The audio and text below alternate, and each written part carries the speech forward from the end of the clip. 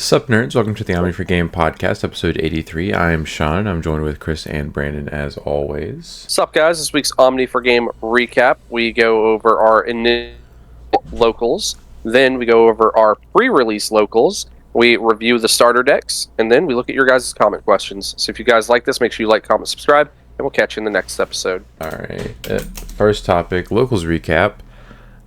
So we went to Trinity and had a regular locals. I'm going first. I played Mother Control.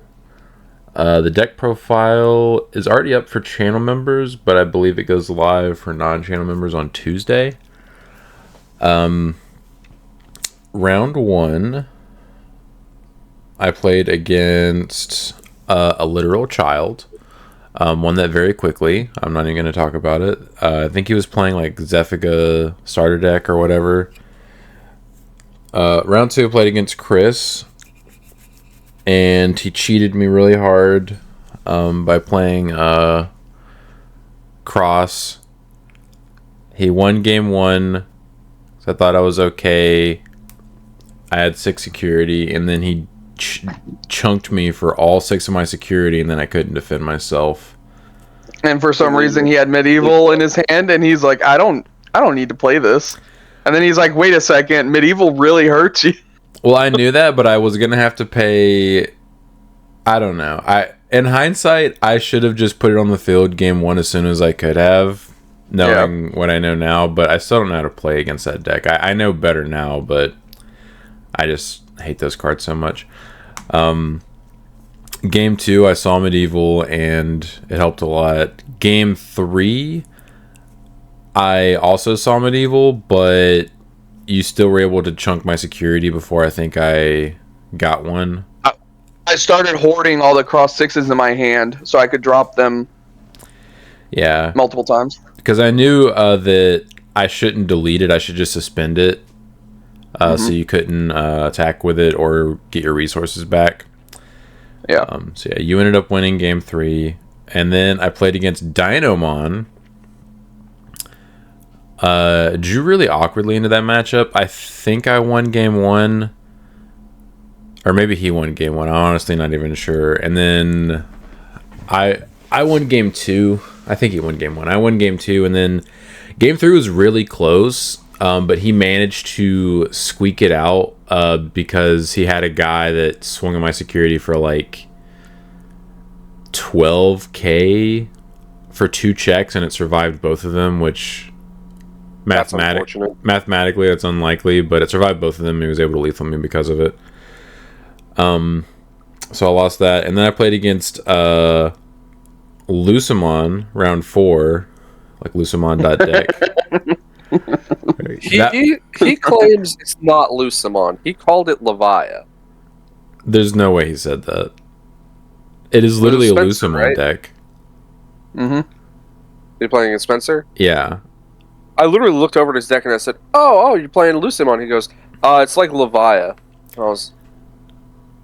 It's literally a Lucemon deck. You're playing every form of Lucemon besides BT4, which he might even be playing. I saw. Okay. But no, he called it Levia. Well, I guess he's playing Biting Crushes and Levia. He is, but that doesn't make a deck Leviamon if it's like predominantly Lucemon cards. Okay, anyway, well, game one, he got out early in recovery, and once he hit like 7 or 8 security cards, I was just like, alright, I'm just going to deck him out. Like, my goal is to deck him out here, because I'm never getting through all his security, because he's going to have security bombs in there, and it's going to be really bad for me if I check something like at the wrong time. So I just made sure to keep his Satan mode off the field, and Lucemon X. Basically just like, if those two guys stick on the field, that you lose very quickly because of their end of turn effects. Yep. So that's basically just the only lose condition. So I would just like de-evo Satan mode anytime he got it out. He never got Lucemon X on the field, but Satan mode hit the field a few times, but I just de-evoed it every time.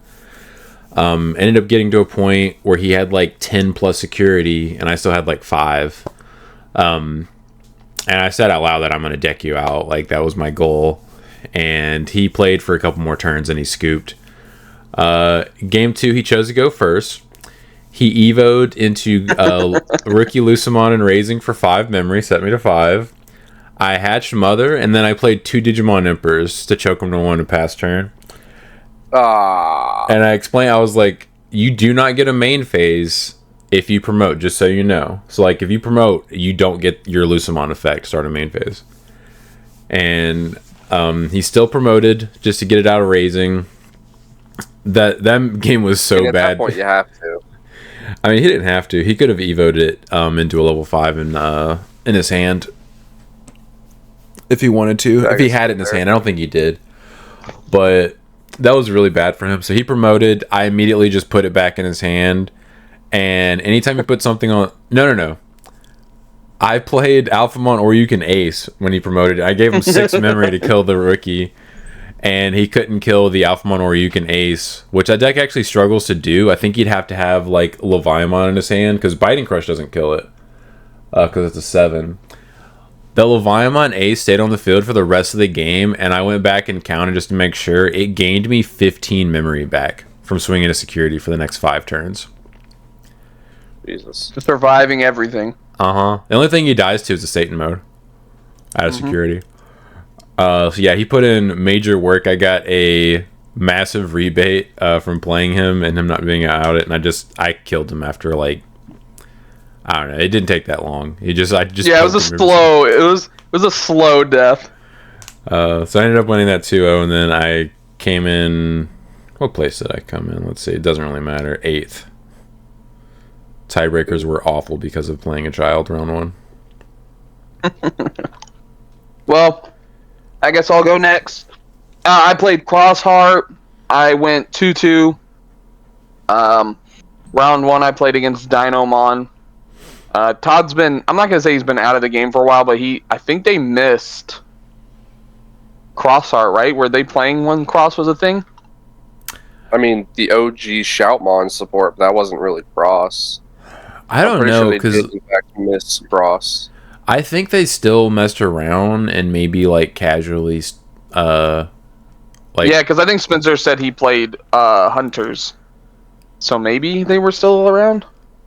Spencer definitely played Hunters. They definitely. I don't think he was in the weeds of it. Yeah. They just casually kept up, I think, the whole time. Yeah. So he may not have known like what a lot of the cross stuff does, because I'm like the only person at our locals that plays it. So I do my cross shenanigans. I think game 1, no real big issues. Game 2, unfortunately, he was not able to play. He just didn't see a level 3. If he like hard played a body or anything like that, just answered it with cross 6, killed it. Killed him real quick. I activated the option card to pass turn, unsuspended my stuff, and then I said, okay, swing for game. You know, how you do that? I slide the card over. I was like, that's this card's effect. I win. And then round 2, played against Sean. He talked about it already. Game 1, I hit him for a bunch of damage. I think I had some like Sepia memory boost, and hard played the 6. Swung at him like 2 or 3 times with it. 3 times. Yeah, 3 times. You activated 2 options in 1 turn. You hit me for 6 damage in 1 turn. Yeah, so I don't think he was expecting that to happen that quick. No, I thought I was okay. Game 2, he's like, hey, I'm just going to stick Medieval out as early as I can. And then throughout game 2, I realized I need to just always hold 2 cross 6s in my hand. So I can answer the Medievals, because it'd be minus 12k when they came out if I had all the materials. Well, not even all of them, if just one had 6 and the other one had 5. Yeah. So that was kind of my plan. And then Sean smartened up, remembered, oh, if I just don't kill it, he doesn't get material save. So that factored into game 3, where I was like, I need to have enough cross 6s and enough materials to go into both. Which kind of helps, because unless Sean sees the right pieces, he can't chunk me as fast as I can like try and pull those resources. Yeah. I also got super lucky by seeing Nene, which allowed me to like use one of my sources from the trash to allow me to go into both. So that's why I ended up doing game 3. Round 3, I played against Hunters, being piloted by Ben. I lost that one 2-1. He got game 1. I got game 2. Game 1 was probably the most back and forth game out of all 3. We were just kind of both answering each other. He just got, I think he saw like Watchmaker kind of early, and like when Hunter sees that and they're just chunky you for 2 security really early, it's like hard to come back from, especially since I have like no way to recover. Yeah. Game 2, I killed him really quick. Just did my cross stuff, killed him before he could do anything. And then game 3, I opened kind of slow, and his like literal opening was like Watchmaker, and then his next turn he went Omni Shout, and literally chunked me for like 4 security in 2 turns, and then just went like Arrested Dramon and killed me. Yep. So that's just how that deck can be sometimes. Also, his Arrested Dramon is a really good answer to like my cross cards, because I don't material save because he just tucks it under stuff. Like he can take my cross, he literally would take my cross 6 and stick it under my shooting star. I'm like, well, I don't get to save any of these, like, so yeah, Hunters being Hunters. And then round 4, I played against Brandon, literally lost in like less than 4 or 5 minutes. Yeah, I that's why I got to go and watch Sean's match against Spencer and was laughing my ass off. I sat down with Brandon. I swear, like I blinked and the game was over. Yeah, like it was just one of those things where I'm like, hey, everything I needed to go right for me went wrong. Like I would swing with these really small Digimon. And I'm like, hey, I need these to die so I can trigger off effects to answer stuff on his board, just to try and do a little damage. Every security check I was hitting Tamers, I was hitting Boost, I was hitting Trainings, I was hitting everything out of security, and I'm just like, okay, great, my Digimon survived. That means his friend Relugamon is just gonna unsuspend and kill me a lot. Somehow, he just has all the level 4s. He's like, I'm just gonna be able to play all these back. And I'm like, oh man. Oh, you just saw your 1 Lugamon? Brandon literally hatched with no level 3 analog. Oh, there's my level 3. And then I lost. I just lost from there. On the spot. I'm like, why did people ever stop playing this deck? Because the other one was more toxic and way better. I couldn't do anything. Literally, I sat down, the match was over. I'm like, what the hell? So yeah, I ended up finishing 2-2. So I will. And I don't know what place I got. Yeah, it was above Sean, bare minimum. So It was like 6. Somewhere. Yeah, I was about to say somewhere between 8th and 4th. I ended up getting 4th because I went 3-1. So round was my only loss. Bye, Bram. Bye. Damn, he was just getting started too. What a shame. I don't know what the hell's going on. Oh, he's back. His camera's not back though. What do you mean? Am I moving? There you go. Okay, he's back. Okay, I think I was just being really still because I was like focusing on. No, the screen. dog, you were frozen. Your hand was stuck in the air. Chris, what were you trying to say in the middle of my sentence? I just thought it was crazy that you only got 4th because you had one of the highest win percentages I've almost ever seen. It was 80%. My opponent. I know.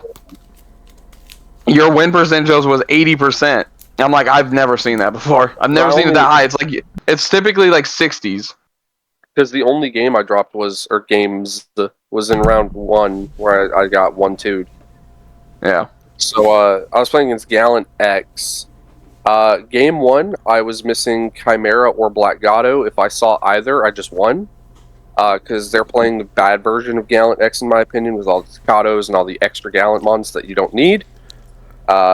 Game 2, I managed to just OTK him like turn 2, turn 3, something like that. It was really disgusting. And then Game 3, the exact same thing as Game 1 happened. Literally, if I just see any of my play extenders, I just win. But, sometimes that happens. You don't see the DNA, or you don't see the Black Gato, or something. Round 2, I played against Finley playing Jesmon GX. I got him 2-0. Game 1, he kind of bricked himself. I'm gonna say that he bricked himself. So he kept a hand. He kept a hand with no rookie in it. Then activated from Masters to Disciple. Search top 3, revealed Jess GX, Jess X, and a rookie. And he goes, "Oh well, I need to have this," and grabbed the Jesmon GX. Never saw a rookie ever again. I can't play the game if I don't grab his Mega. Yeah, You're playing Jessmon. That's wild. yeah. So he did that to himself. So I just killed him like pretty quick. I was just like, "Oh, you're not actually playing the game? What a favor, I'm dude! Gonna kill you." Like he hard plays Sister Mons for like 3 turns in a row, and I just kept killing him, and then he was dead. Game 2, basically The whole exact same time. thing happened. The whole time picking up Finn Relugamon going, "What's this do?" How does it do that? Yeah, bro. As soon as I put Finn on the board, and I was just like, "All right, spawn 3 new bodies." He was like, "Oh my god, it does what?" Picks it up, reads it, sets it back down. All right, cool. Swing.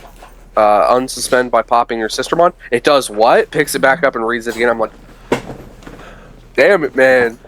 Did we talk about how much he read my Medieval Gallantmon whenever I played him the week prior? I believe No. so. He picked it up several times. I was like, wait, what does it do? So, and then game 2 is basically the exact same thing happened, but this time he was actually able to play a little bit. Like, he never did, like, full Wombo combo, but he did at least establish a Jesmon. It wasn't a good Jesmon stack, but it was a one stack. But he was never able to establish, like, Gonku X double protection, whole board, bull crappery. So, yeah, I just killed him. Round 3, I played against Creed. Creed was playing Diaboromon. If you know how Diaboromon plays, it's spam board with lots of bodies. If you know how Finrelugamon plays, it says, "I pop your body to OTK you." So it's not really a good matchup for him unless he sees the rush Kurasar and is able to, like, OTK me before I OTK him. But, like, game 1, he didn't see it. So, like, sure, he kept establishing, like, tokens and stuff like that, but I was just like, alright, pop it with my, like, Helluger and like that. Basically, I never let him keep an actual stack on the board. He only ever had tokens. Game 2, I did OTK him again, but, like, I was missing Fenreluga, and basically I had evoed into Helluger to pass turn, so I had a Solluger standing, and then on top of the level 4 the Solluger had played, I went into the Helluger, and I drew the Fin off of that, and I was like, oh, well, that's just free real estate, because I was log used to pull. Dog, get a new router.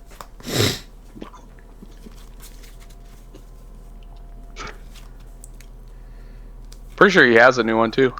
He needs to get a newer. Yeah. I don't know. Maybe somebody else is chunking on the internet right now.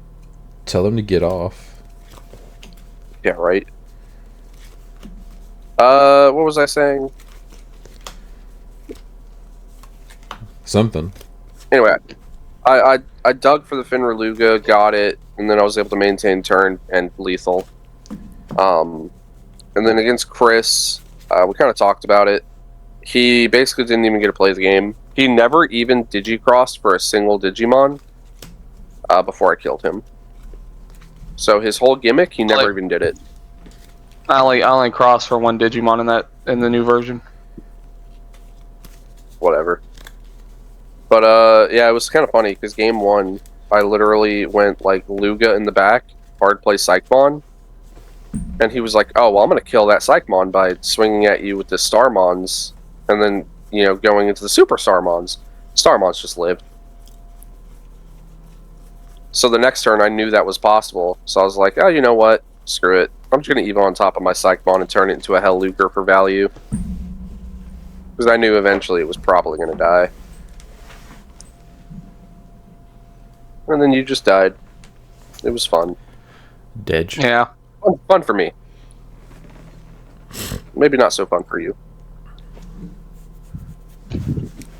Yeah, every game I won, I actually 2-0'd everybody. Damn, Brandon. I just looked at the rankings for the pre-release. Yeah, no, I mean, I basically dropped. What happened? Let's talk about the pre-release now. Brandon goes first. Yeah. There was like 20 something of us. There were 19 people. Why were there 24 applicants? Damn, how many people signed up in his show? 5 people, if my math is correct. Yeah, math threw me mathing. Yeah. Yeah, so I was basically at the very, very bottom. 17th. Out of our 19 people, I was in 17th. Sounds like So, Doug, say the number. Yeah, say the number. One of those people that finished below you, I'm pretty sure showed up with a round 1 loss. Yeah. So I went X3, basically. So, round 1... Hold on, real quick. played against- Actually, hold on. Actually, Sean, that guy was 2 hours late, demanding a buy. Not a He round asked one for a loss. buy? He was asking for a buy, which is a 2-0 win. Yeah, that's not happening. He showed up 2 hours late. Yeah. Go ahead, Brent. It's not works. Yeah, so round 1 I played against Josh. Basically he was able to out-tempo me.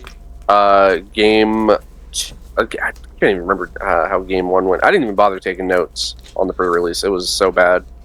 I wouldn't have either. Yeah, no. It's not worth it. So, game 1, I think he just kills me because he was able to... Reduce your security. yeah, I remember how it happened. Yeah, so I left a body on the board when I could have killed it. Because he had a body coming up, and he had a body on the board. And I was like, well, I've got, 2 security, I should be safe. Little did I know, he had his little Wingardium Leviosa Wingardium bro. His level 4 survives its check, and then evos into the level 5 that unsuspends. Cherrymon? Yeah. Or the bird? He froze again. Jesus, dude. Oh my god. Tell whoever is on the internet to get the hell off. Bro, restart your stuff. Yeah. This is awful. Just stuck making that face. Are you back, Brandon? Yeah, I don't know if it's my internet or if it's the laptop. I don't know. Oh, okay. I was gonna say it's Well, you definitely need to close it all and restart it. Oh, really? Oh, really? I have to do that? Have you tried Thanks, unplugging it IT and plugging it back in?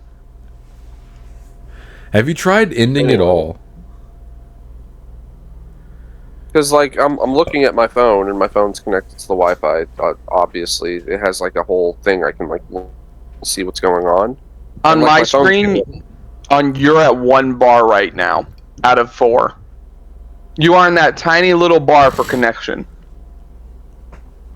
Anyway, I'm just saying. Yeah, I don't know if it's what's going on here, because mine is showing that it's not the internet. We'll figure it out. Whatever. Just gonna disconnect again once I bother to start talking. Yeah, it's gonna get annoying. It's already annoying. All right. So Just like you were losing. Yeah. So I lost to Josh because he was able to unsuspend swing in when I wasn't expecting it. Then game 2, hit a Digimon. He got tempo from there and was able to just basically rookie rush style kill me. He ended up establishing the War Greymon with Raid. and I couldn't put anything on the board because he was just going to be able to swing over it. Yeah, that guy's brutal if they get piercing under it too. Yep, I did that eventually during one part of the night. So I lost that. Round 2, I played against somebody who has only ever showed up to 0 pre-releases and is now at this pre-release. His username was like Falcon or something like that. Oh, okay. Yeah, I played that And guy with Falcon? round 3. Yeah. Yeah, okay. He did say that he stumbled across your channel, Sean, by pure happenstance. He said he likes your content, so... Dope. He left that part out when he told me he Yeah. came across my channel in round 3. Oh, that's funny. It's like, I came across your channel. I was like, cool. He's like, yeah. That was it. Yeah. It's like, okay. He said he recognized it purely because of our mats. And I was like, oh, yeah, I guess that checks out. Yeah. I only ever use the same Omnimon mat. I'm looking to You upgrade only use mine, the but same- I wouldn't mind updating mine, but I don't know what I'd replace it with. John's bougie. He only wants cloth mats. yeah. But I found out where this cloth mat was made, and I just need to commission an art to get printed on it. It's actually going to be pretty cheap. The mat itself is going to cost $20. Just the art commission is going to be what's going to cost me.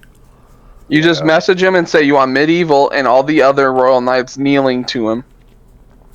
He doesn't make mats anymore. I'm going to have to go to another artist. Lame. So anyway, I ended up losing that one. I want to say it was 1-2. Basically, game 1 and 2, they were pretty back and forth, but I lost tempo game 1 because I hit security Digimons again, and then game 2, I was able to establish like the War Greymon and keep his board and then kill him. And then game 3, I never saw a single level 4, and I just lost because as soon as they established Greymon, I can't play because everybody and their mothers had War Greymon because he was like an uncommon, and every single person I played had War Greymon. And as soon as you have tempo and you're able to establish War Greymon in the set with like almost 0 consistent removal, it's just over. There's removal in this set. I had some removal. I had the Medusa auction, which was nice. I think everybody had at least one of those in their deck if they were smart enough to put it in their deck because it was a common. You didn't pull any? Damn, unfort. I didn't even pull Ragnarok Cannon. Oh well, that wouldn't have done anything. Yeah, that deletes a Digimon. So isn't it like lowest DP or something? I mean, if it's not only Digimon, it still gets rid of it. I don't think there are enough black sources to warrant that. I had somebody try to activate that versus me round 2, and I was like, you don't have a black source.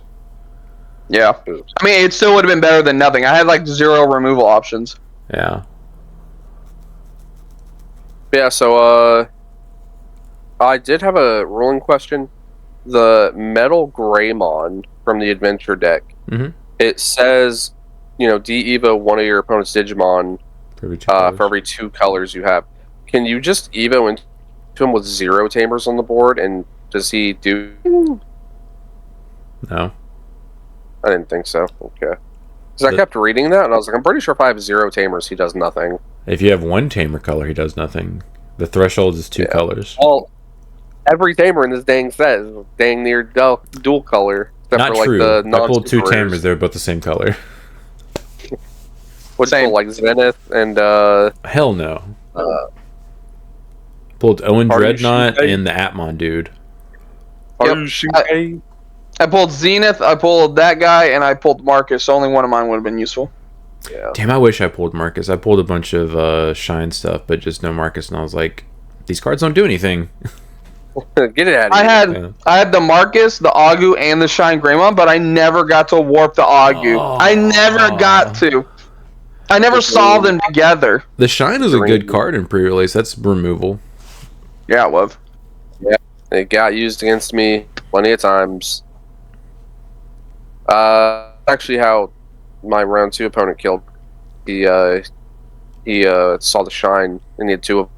So I outed the first one and he went into a second one and I went, ah. Yeah, we get body bagged. Yeah.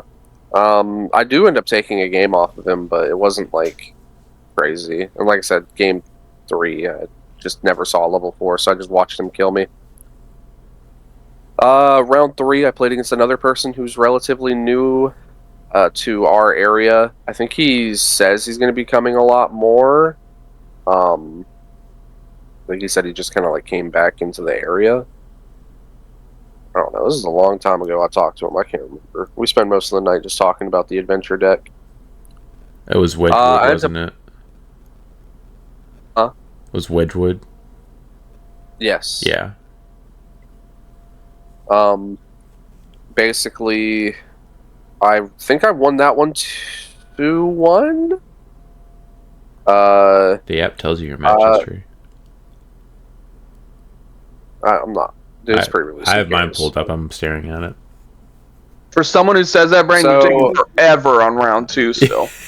I can't help that my computer crashed halfway through it. Anyway, so round 3, I basically was able to just establish like the War Greymon and then just constantly clear his board, because anytime he had a body out, I would just swing through it with piercing, unsuspend, swing through the other dude, and, it was pretty good. And then round 3, I got paired against Todd, and I could tell Todd didn't want to play, and I didn't want to play, because I was hoping we were going to end at 3 rounds. So I just looked at Todd, I was like, listen, take the W, I'm going to Burger King. He goes, sick, I'm going to Burger King too. So we both I just gave him the win, because I knew I was at the bottom of the leaderboard, saying no way I'm getting top 4. Yeah. I was like, my round percentage is bad, just take it, go get food. So my final round was spent sitting in a Burger King drive-thru where they didn't get Chris's onion rings, and they didn't give me any of my dipping sauce. Wow. They gave him onion rings. It literally was 2 onion rings on the top, and then the container was French fries. Because whenever you order onion rings from Burger King, and I never go there, because Burger King's always bad. Yeah. Maybe it's just our area. I don't know. Every time you order onion rings, you just know, hey, you're going to end up with like a French fry. Maybe 2. This was 90% French fries, 10% onion rings. I'm like, there's no way. They just gave him a French fry and then threw on some onion rings. I'm like, here you go. They do not care. No, they do not. Round 4 felt like when it came to the Burger King, because my food was at least competently fresh. Like, my chicken fries were fresh and my burger was fresh. The fries, absolute dumpster fire. Yeah, those were bad. Like, why bother making food fresh if you're not going to make all of it fresh? I hate, because we've all worked at a fast food establishment at one point, right? Yeah, we all have, yes. Yeah. Oh, when like you have to pull her up for fresh food.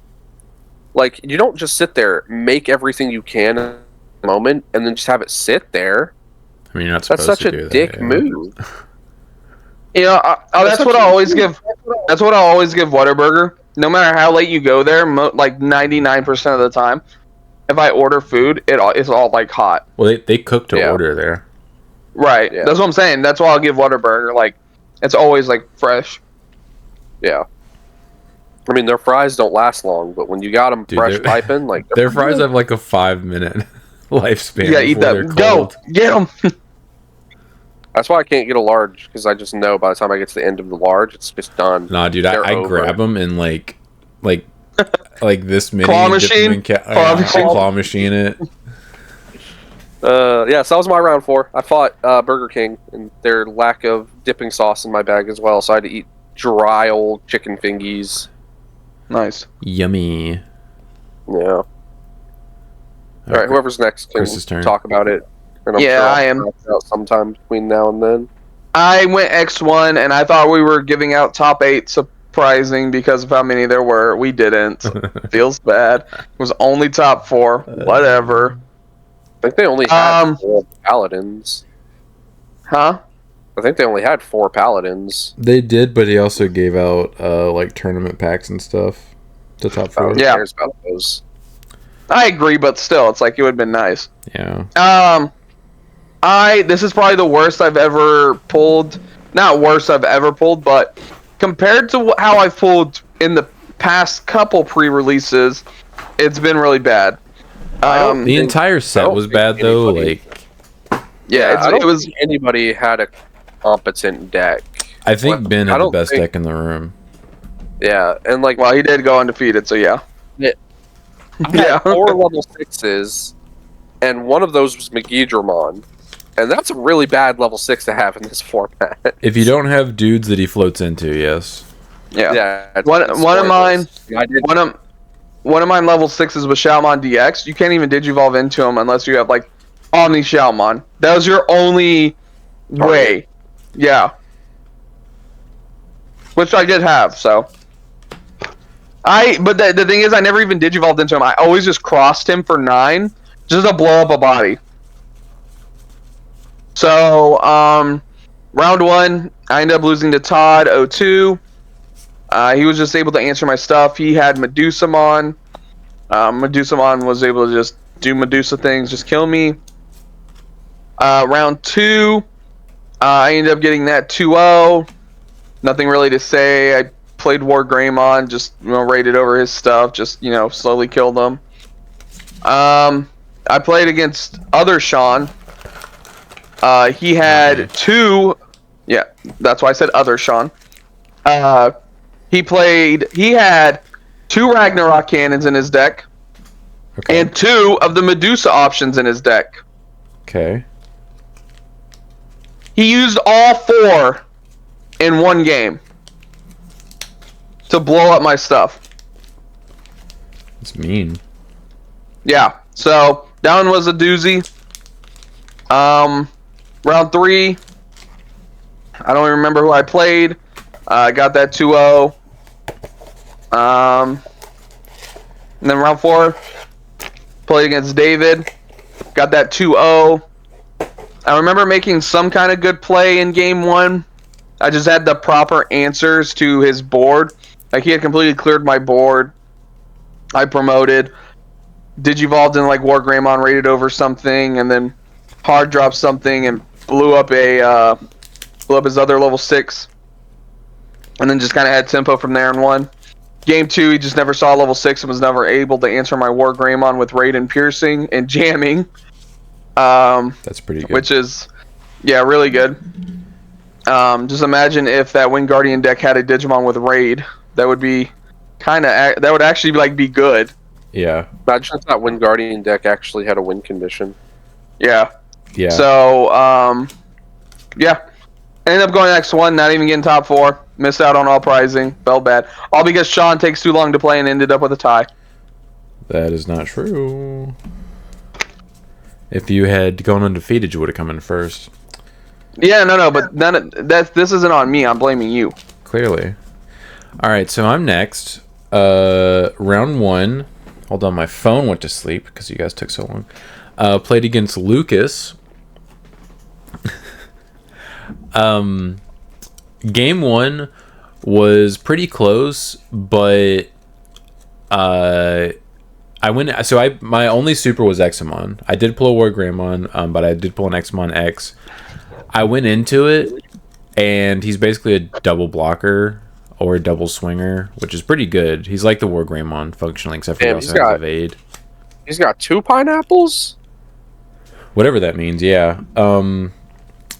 And Chris will get it. I swung into security, and there are so many security Digimon in this set that I poked out an extra body that would have given him lethal, but I was like, I have X-Mon on the field, I should be fine. He promoted, evoed into the Metal Gray, had enough colors to de-evo me, and then swung for game 'cause I didn't have any blockers, and I was like, okay. Game 2, I was able to win, thankfully, and then we went into turns, game 3.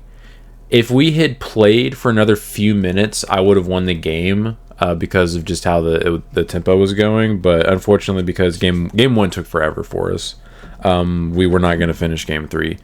So I ended up drawing that. Round 2, played against the adventure gentleman that Brandon was talking with later in the evening.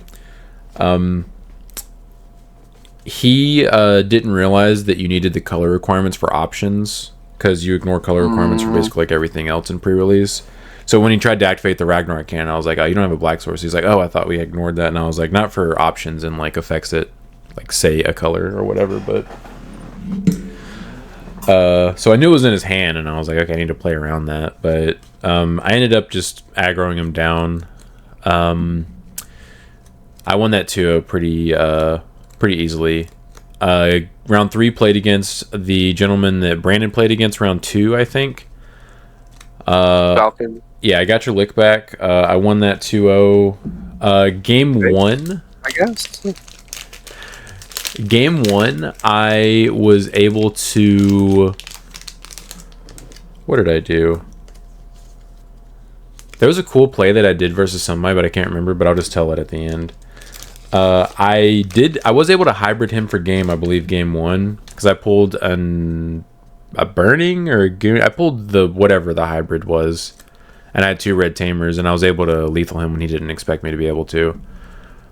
And then game 2, I had a War Growl on the field, and I pulled 2 Digimons, and I was waiting to chunk his security because he only had 2 security left. I was going to swing even on the Megidra for like 2 memory, check off security, float back into the War Growl, and then have a guy in raising. And he played that Atmon card that keeps me from attacking players. He played it on his turn, and I was like, okay, I'll just wait for next turn.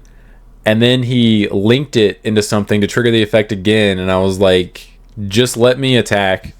Let me kill you. Yeah, and then on the 3rd turn, I was finally able to do it, and then he lost from there. Round 4 played against Will. I believe game 1 versus Will was when I got to do it. So I got Megidramon on the field, and I had Garu underneath him, so he had Alliance. Oh God. And he I had security +1, right? I had a level 4 on the field, and I hard played a rookie, so I swung the level 4. I think it lived, but it didn't matter. And then I hard played the rookie, and then I swung for 3 checks for 3 security. I don't think he floated into anything at the time, but it didn't matter because I cleared all of his security in that turn, and he couldn't defend himself from that point. And also nuked the field, which I think he had 2 dudes on the field that he couldn't protect. And game 2, he ended up squeaking out. I could have actually stolen game 2. I also hard played the Atmon card that kept people from attacking. And if I had started my turn, because I had 3 memory, if I had been able to have an Atmon card in my hand to hard play and then link it, I could have kept him from killing me.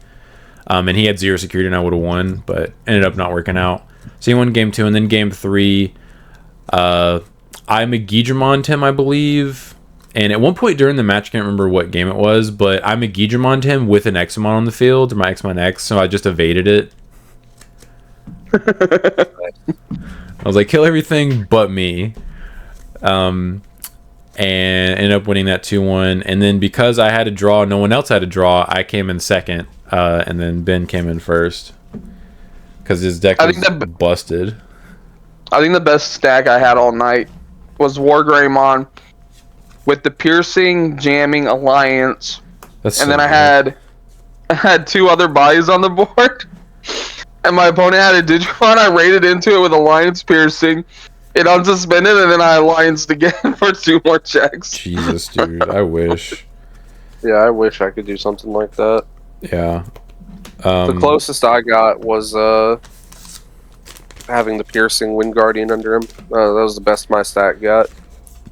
I wasn't able to fit the Piercing guy in my deck. In hindsight, I probably should have tried to make room for it, but I prioritized all the security Digimon. Yeah. Well, what really sucks for me is I pulled the Wind Guardian level 6, the Griff, the DNA. Yeah. And so I was like, all right, cool. Let me, fill my deck in with like some level 3 and level 4 Wind Guardian guys. When I tell you that level 6 was probably the least seen level 6 in my entire pre-release, I never actually had it. Like, I would draw at the end of the game when I've already like established I'm going to win, or I've already established I'm going to lose. And like, I was just sitting there like, okay, I could have used you earlier in the game. You could have been a nice level, 6 to go into early, because I could have spawned another body and then gone into like other plays. But no, I pulled. And the only. Oh, sorry. Go ahead. I was gonna say the only time I was able to like attempt to DNA, I had to push for game while doing it. Otherwise, I got lethal the next turn. Mm-hmm. So like, all right, swing with the level 5. If he lives, I just DNA and win. And then he died, and I went, okay, so I lose now. Them's the breaks. Yeah. I only pulled 4 level 6s, and one of them was Shot 1 DX, which I could not Evo or even cross. Yep. He only touched the field one time, and it was to give my opponent 10 memory to kill his only body on the field. I think that was game 2 versus Will, which I ended up losing, but actually, like, it was really close, even though I gave him 10 memory on one turn. And the Security Digimon did pay off. I can't remember who it was, but the first attack of the game, they swung at me for 2 checks, and they were both Security Digimon. Oh, that was the guy who said he liked your channel. I found it. Oh, okay. Yeah, he swung at me for 2 checks on a body, and it was like, oh, double Security Digimon, thank you. I think you lose now. I remember who my round 3 opponent was, which is funny because I know Robbie listens to this. It was Robbie. I remember attacking into a security, hitting the new armor card, the one with Davis, and like the the searching armor card. The searching. I hit it out of his security. He activates it, reveals 3 cards. He revealed a Flame Dramon, a Davis, and then a random card. Max value. In pre-release, he got max value out of it. Yeah. Out of me hitting it out of his security. He already had one on the field. I looked over and I was like, why the hell are you playing all those cards? He's like, it searches. And I'm like, so? Yeah, so. Yeah. I ended up not pulling anything. I pulled 2 supers out of my 2 participant packs, which was cool, but one of them was a Marcus, so that was good for me. And then I think I gave the Davis to Josh. I didn't pull Jack Diddley Dick out of any of my packs. Yeah, I also only pulled the Marcus out of everything. Alright, so we're going to do a deck review for both of the starter decks. So starting off with the Greymon one, I guess. I don't remember their names.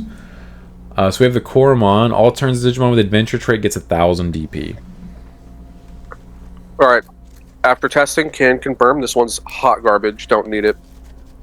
I agree. Ben had this in his testing list for the first little bit. And I was just like, man, like, you're always swinging with, like, double or triple alliance. Like, I don't really see how this 1,000 DP is going to come up, like, basically ever. Obviously, we'll get to when we get to the other deck, but the other level 2 is just infinitely better. Yeah, like, on paper, they just seem like, I don't know why you would even play this. Like, what are you worried about? Yeah. So, yeah, this is just not good. I'm not sure why they printed it. I guess they had to give us a Tama, but... The only deck this is usable for is if you're trying to play the big immune blocker War Greymon version, where it's like everything has the extra DP, so that extra DP does make your War Greymon at least bare minimum 13, so it's bigger than most things base stats. But I'm gonna be real, not a good version of the deck. So seems shocker. Seems bad. Yeah, it is. Moving on, Biomon. Reveal the top 3 cards of your deck. Add 1 Digimon card with the Adventure trait and 1 such Tamer card or Option card among them to the hand. Put the rest on the bottom of the deck. Inheritable. Your turn plus 2k.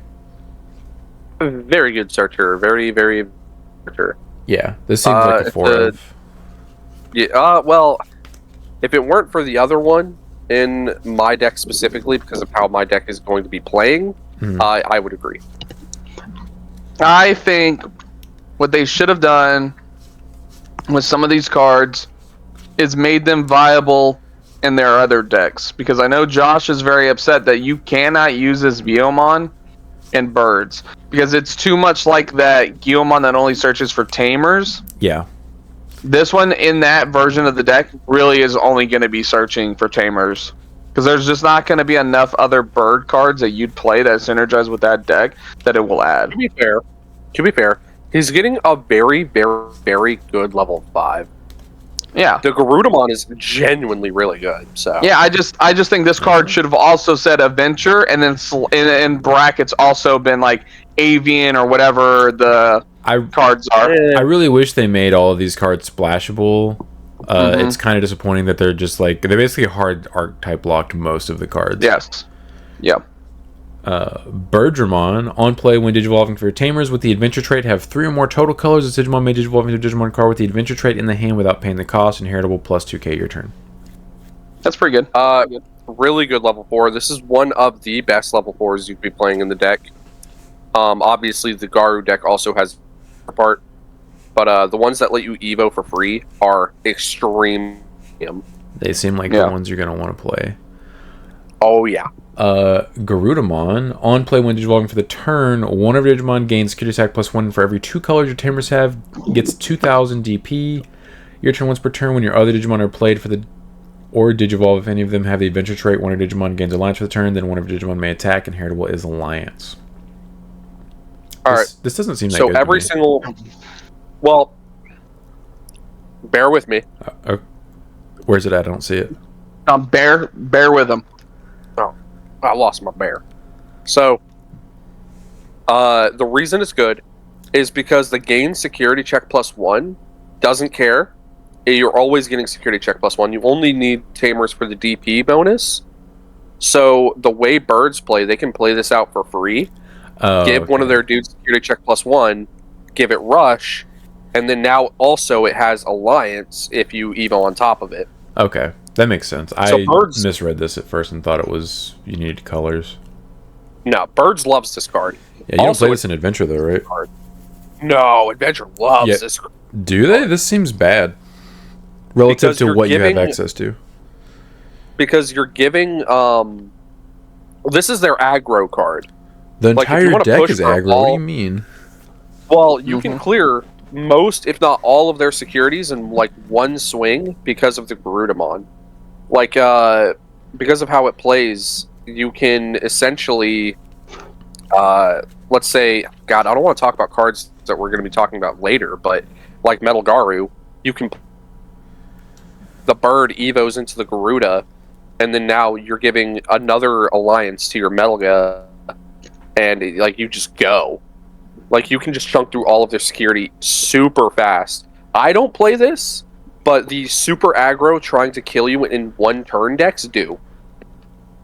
To me, it seems bad. I feel like you'd rather have the removal that some of the other ones give you. I agree. All of my level 5s are removal. Yeah, that seems like the way to go.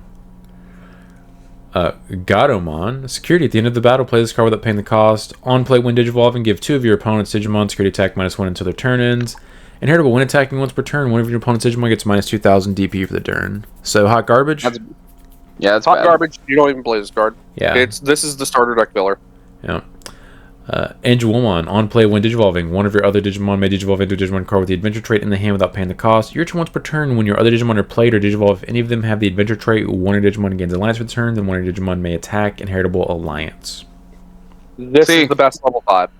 Hear me out. Again.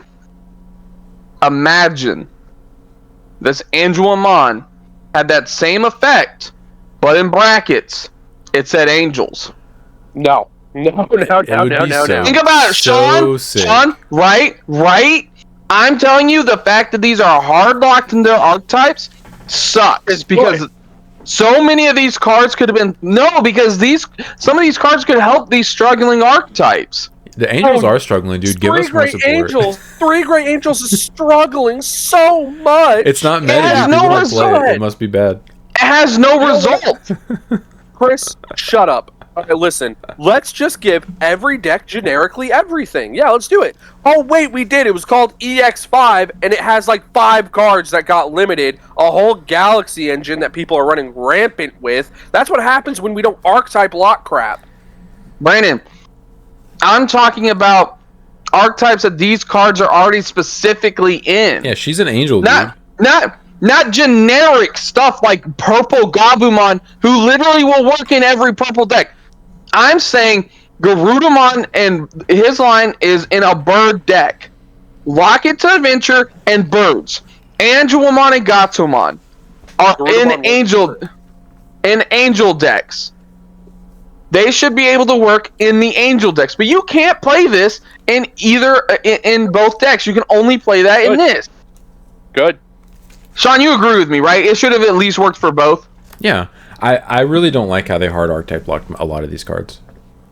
I think it makes a lot of sense. They were scary, dude. The Angelomon is good. Look at this Tentomon. Guess what you can do? You can use him in any archetype.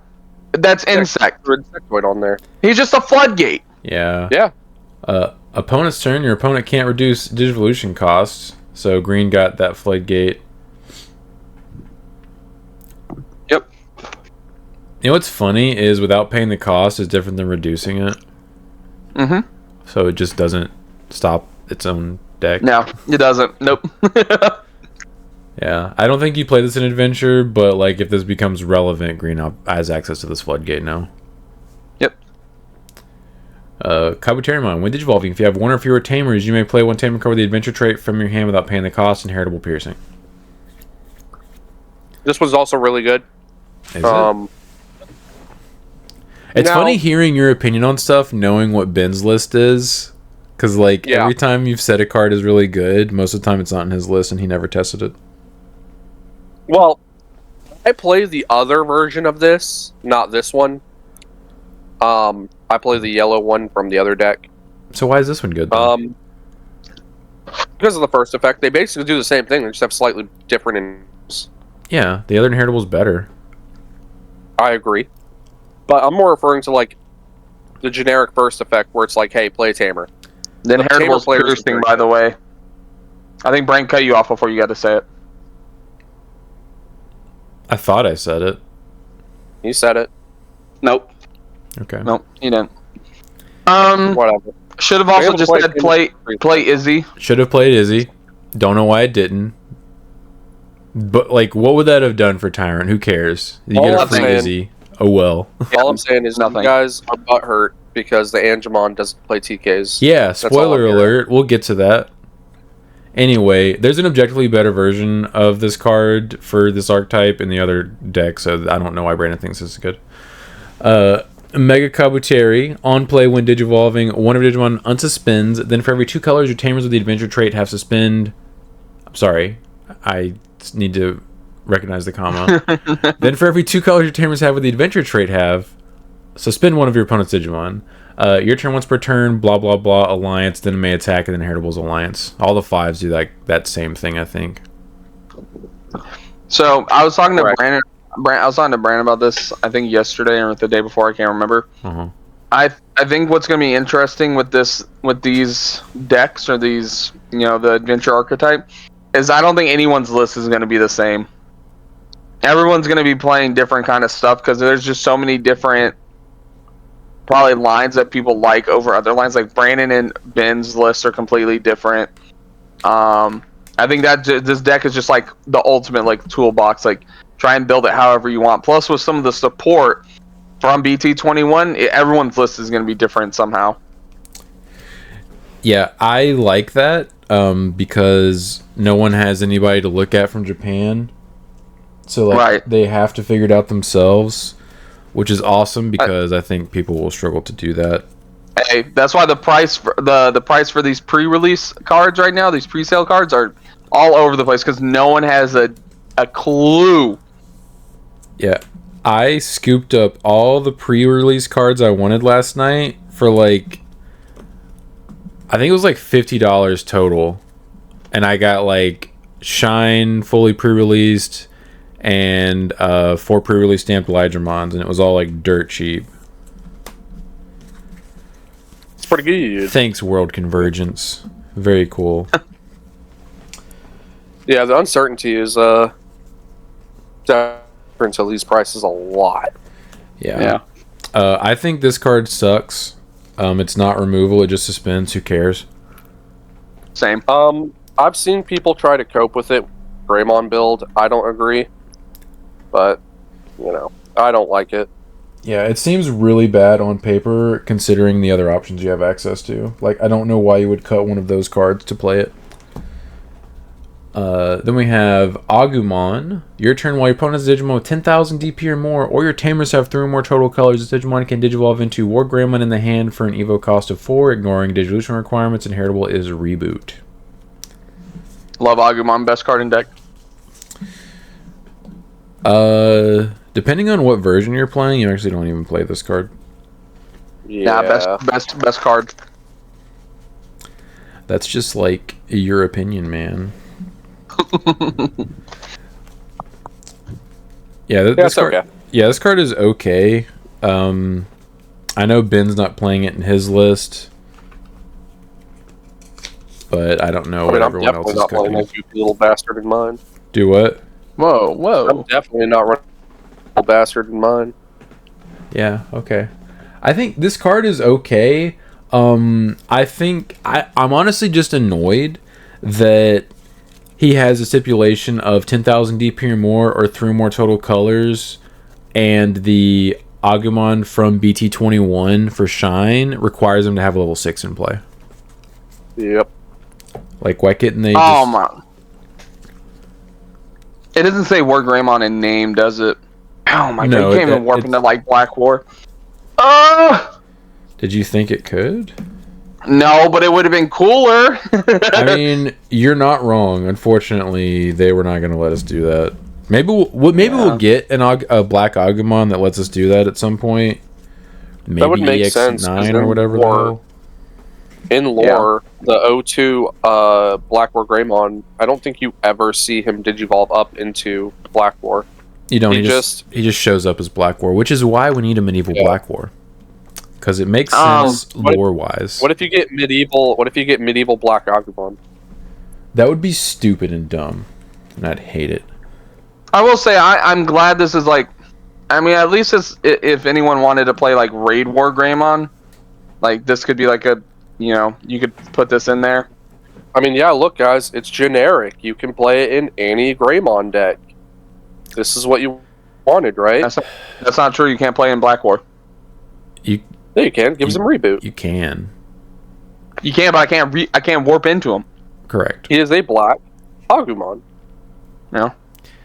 Would have Yeah. been sick if he was Black Red like the War Greymon 8. All right, we're back. Yeah. So Yes, who was back?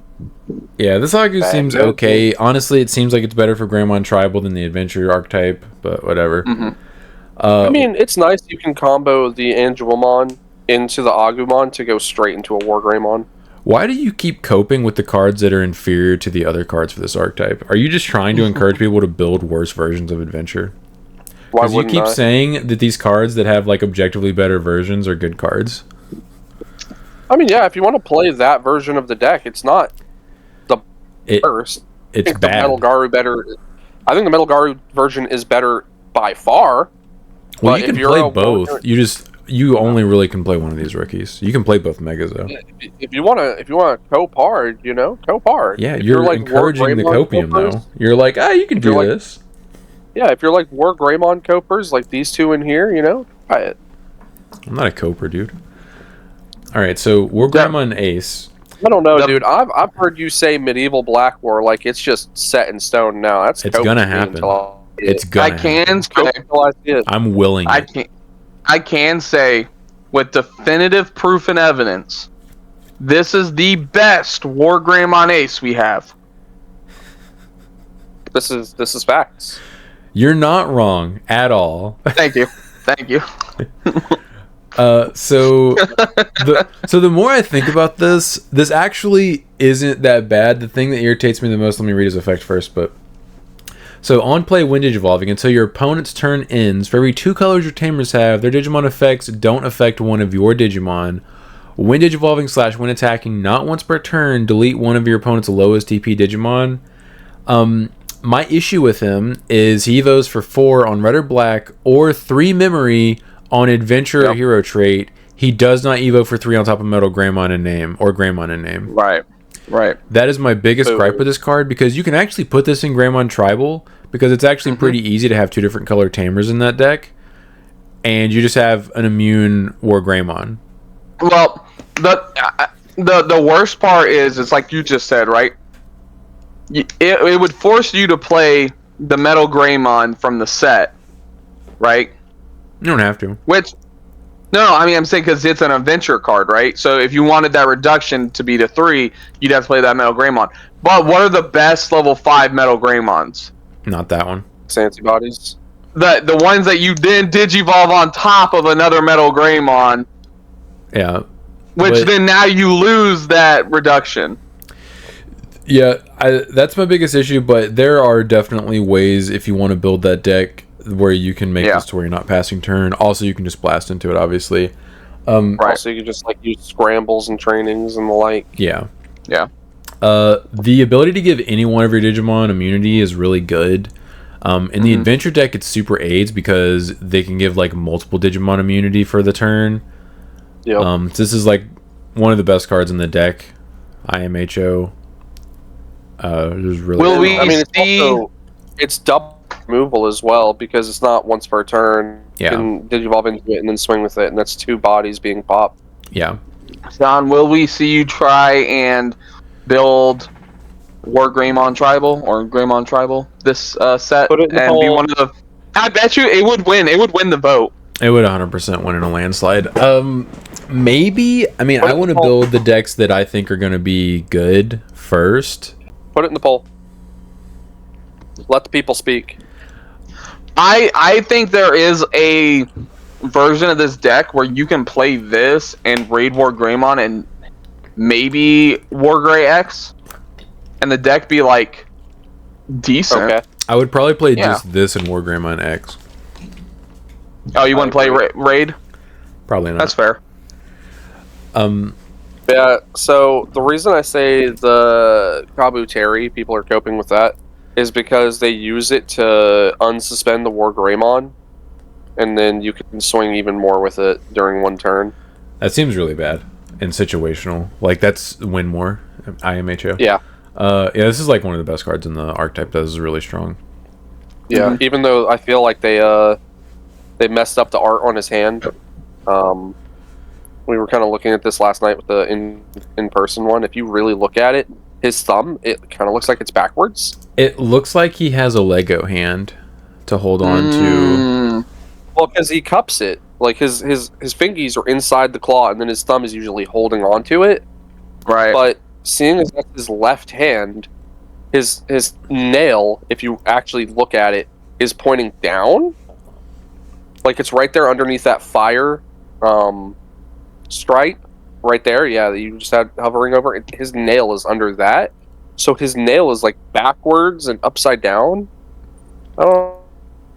Yeah, I don't know what they were doing. Noticed when I had the physical card in hand. It was kind of... I will say, my favorite version of War Greymon is actually when he loses the claws, the destroyers. Against Diaboromon. And he is just throwing hands with Diaboromon, just straight fists.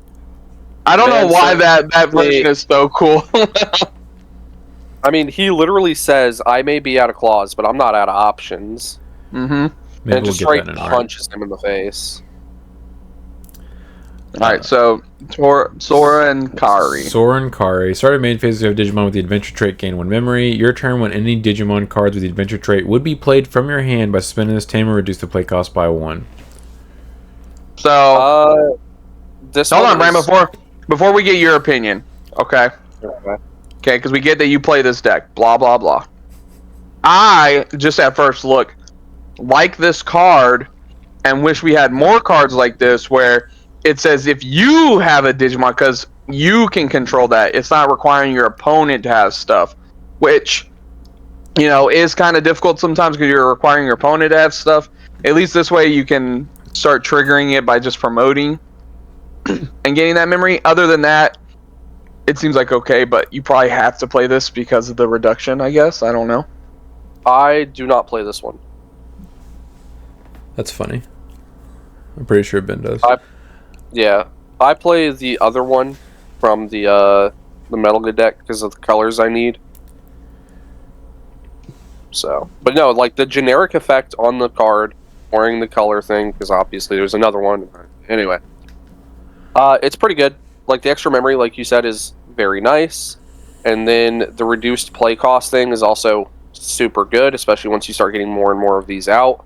Because spoiler, a lot of them do this. Yeah, it just really adds up, and you can start playing like your level 3s and sometimes even your level 4s for like basically free. It's pretty good. Yeah, I actually like the inverse of this effect. I like it when you gain memory when your opponent has Digimon in play, not yours. Really? Yeah. Because it gives you the I ability agree. to come back if your opponent clears your board, whereas this is functionally win more. Because, like, you're Yep. ahead, or you're promoting for the turn, which doesn't always happen. Doesn't always Right. happen. I agree. Ty and Izzy, your turn. When any Digimon cards with the adventure trait would be played from your hand by spinning this tamer, reduce the play cost by 1. Opponent's turn. All of your Digimon with the adventure trait gain blocker. That was bad. Yeah, the blocker. It has no way gaining memory either. This card's bad. It's really mean, the just for the Metal Guard- colors, I think.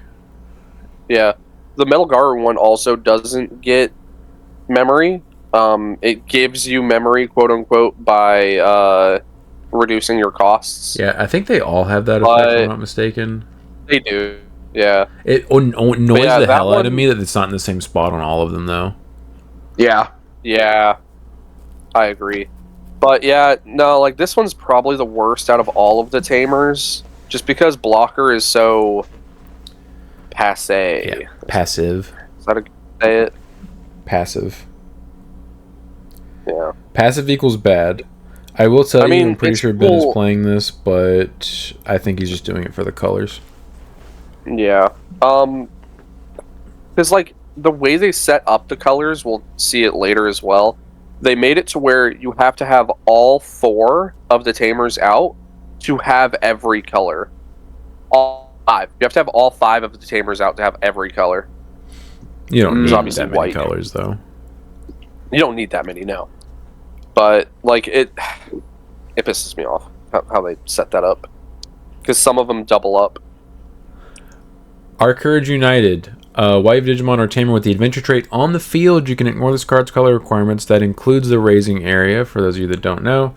Main, draw 2 cards and place this card in the battle area. All turns when any of your level 5 or higher Digimon would leave the battle area for any reason whatsoever. Delay, you may play 1 level 5 or lower Digimon card with the adventure trait from your hand without paying the cost. Security, place this card in the battle area. This is the best card in the archetype. Yo, That's card in the deck. holy cow! And so just That's draw hard 2. to- It's like, hey, just draw 2. Also, Draw 2. Yeah. Draw 2 and then functionally ace your opponent with your level 5s that have removal built in. it's Yeah, acing your opponent without ever having to deal with overflow. It's Yeah. beautiful. Definitely best card in deck. Easy to see that. Yeah, this is insane. Having play tested against it, like it's really hard to fight through their board if you don't have a way to like keep this from happening. Yeah. Right. So DCGO, they obviously added the starter decks to their system, and I was playtesting the deck, and this was the reason I had the Sunamon, not Sunamon, the Koromon, because I was like, I need the black option to be live immediately. And then I read it again, and I was like, wait a second. All right, Sunamon, you're in. Yeah, the field includes everything. Yep. As soon as I realized that, I was like, oh yeah, no. We're in there. Yeah, It's so good. it's busted. Really, really strong. Speaking of not strong, Island of Adventure. While you have no face-up Island of Adventure security cards, you can ignore this card's color requirements. Security all turns, all of your level 3 or higher Digimon get plus 2,000 DP. Main, add your top security card to the hand, then place this card face-up as your top security card. Security effect, if they check it. Security, you may play 1 Tamer card from your hand without paying the cost. But Sean, this helps you play against Oh, Yeah, this is cheeks. This is definitely just filler for the... no, this is 1,000% filler. Yeah. They said, hey, how can we fit the phone booths in a card? How Hold can up, we fam, do I it? got you. I got this really bad card. Yeah, dude, we can put this pack filler in here. Like, I get what they were trying to do, but they didn't do it successfully. That card sucks. Yeah. Yeah. All God, right. I really hope some of these cards start to get alt arts, because I really don't like when the options just have screen grabs from the anime. Okay, so I remembered correctly. Yeah, the Sunamon. I remember saying when we went over this card, both of you were kind of iffy on it, but then I said this reminded me of the Millenniumon one. Yes. And I realized at the time, I'm like, this card's really bad. Why would I play this? And then I started playing the Millenniumon deck, and I was like, actually, I really need this because it's recursion, especially for my level 3s. But this one's already better because this one just returns any Digimon card with adventure from your trash hand. So this card's actually really good. And why would you not be playing this, Brand? You putting the Koromon in over this card makes you bad. Ben I also thought I was needed testing the color. Coromon for a while before he switched to the Suno. For me, Why? it's because I needed the color. I don't know. This is just overall just better. It's any adventure trait card. That's crazy. Yeah. Yeah, so like what you can do with this, obviously, Sean, you can read the effect real quick. On deletion, return one Digimon card with the adventure trait from your trash to the hand. Yeah. So obviously what you could do, and this is just bare minimum, you can promote, swing your level 3. Oh no, your level 3 died. Return it back to your hand, card play it. Yeah. Because spoiler, your level 3s, except for your warpers, all have some they can do, like whether it's a floodgate. I don't play the floodgates, but whatever. Or it's a searcher / draw card. Like either way, you're not feeling bad. Wouldn't you just swing with a level 5, it dies, activate the option card, or well, activate this, add that back, activate the option card, and then play that card? The option would happen before your Digimon gets to. Oh, it would happen before. They haven't died yet. Yeah. Yeah. Oh, that's right. It says okay. Yeah, right. I would right. shark the absolute piss out of you if you did that, just to. I'm not gonna play this. How that worked. But like, actually, you missed the opportunity to trigger your delay option. You've already deleted it. Actually, you're an idiot. Actually, that's not how this game works. Yeah, this is objectively better. After seeing both of them in action and also like understanding how the deck works, I was also surprised that Ben was even playing the Koromon before this. He had a reasoning for it, but I forgot what it was. Well, it's like you said. There's alliance. Why would you? Yeah, the like, 1,000. Yeah, like the you're never 1,000 gonna be small, and even if your stuff dies, if you have this Tama, it doesn't matter. Yeah. Well, I think it's just because sometimes when you're alliancing, you're not always super big. Who cares? You could alliance with like a level 3, level 5, and that's not big. But at the same time, like, yeah, why do you That's never happening, dude. Anytime Ben swung at me with Alliance, it was like a minimum 2 level 5s. Sometimes it was triple Alliance with a Mega, a 4, and a 5. Yep. Like, your DP is super irrelevant. Like, the only thing it would matter for is maybe if you're trying to block, but, like, who cares? You have a delay option that lets you ace on top of actual aces in your deck. Yup. Yeah, I agree. I was just saying I agree. Okay. Gomamon. All turns your opponent can't gain memory other than by tamer effects. They gave Blue another one of these. Okay, now it's an archetypal floodgate. Thanks. Yeah, I was about to say, but it's at least an in archetype for Sea Beast, so I guess that's cool.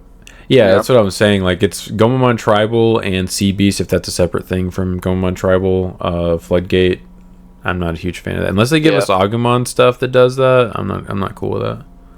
Yeah. All right, and now the Goma Tribal card. Ikakumon. Security at the end of the battle. Play this card without paying the cost. On play, when Digivolving, trash the top 2 cards of one of your opponent's Digimon. Oh, top 2 Digivolution cards. I skipped over that word entirely. I was like, that's busted. Wait a second. I was like, wait, this is the de-evo effect without de-evoing. I wish. Yeah, then one of their Digimon with no Digivolution cards can attack or block until their turn ends. Inheritable when attacking once per turn. If you have 7 or fewer cards in hand, draw 1. This is terrible. This is Gatomon. It's the pack filler. Both security Digimon are just bad. Straight trash. Moving on. Zudomon. On play, when Digivolving from one of your opponent's Digimon, trash any one source for every 2 colors your tamers have. Then return one of the Digimon with 1 or fewer sources to the hand. Your turn once per turn when your other Digimon are played for or Digivolve, if any of them have the adventure trait, blah blah blah, alliance, attack, inheritable alliance. Yeah, so this is Zudo Ace, just in archetype.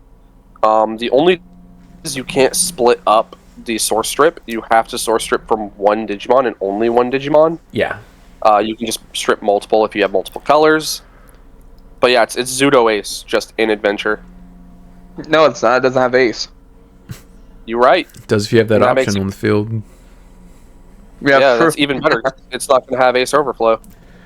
Yeah, this seems pretty good to me. Yeah, I think it's one of my favorite of the level 5s. Just because like bouncing is actually pretty good. A lot of decks actually want to be deleted, whereas this kind of gets around that. Yeah. So, I like it. Then we got Cheeksmon. Yep. Yo, I handed this to the wife. I handed this to E, and I said, "Hey, look at these cheeks." And she said, "Hey, yo." This is for you. Yeah, she loved it. Angemon, when digivolving, if you have one or fewer tamers, you may play one tamer card with the adventure trait from your hand without paying the cost. Inheritable when attacking once per turn. One of your opponent's Digimon gets minus 2,000 DP. Should have played a TK. Play TK. Yeah. Get it out of your system. Let's hear it. Why couldn't it play a TK? What would that have done? It would have made you happy.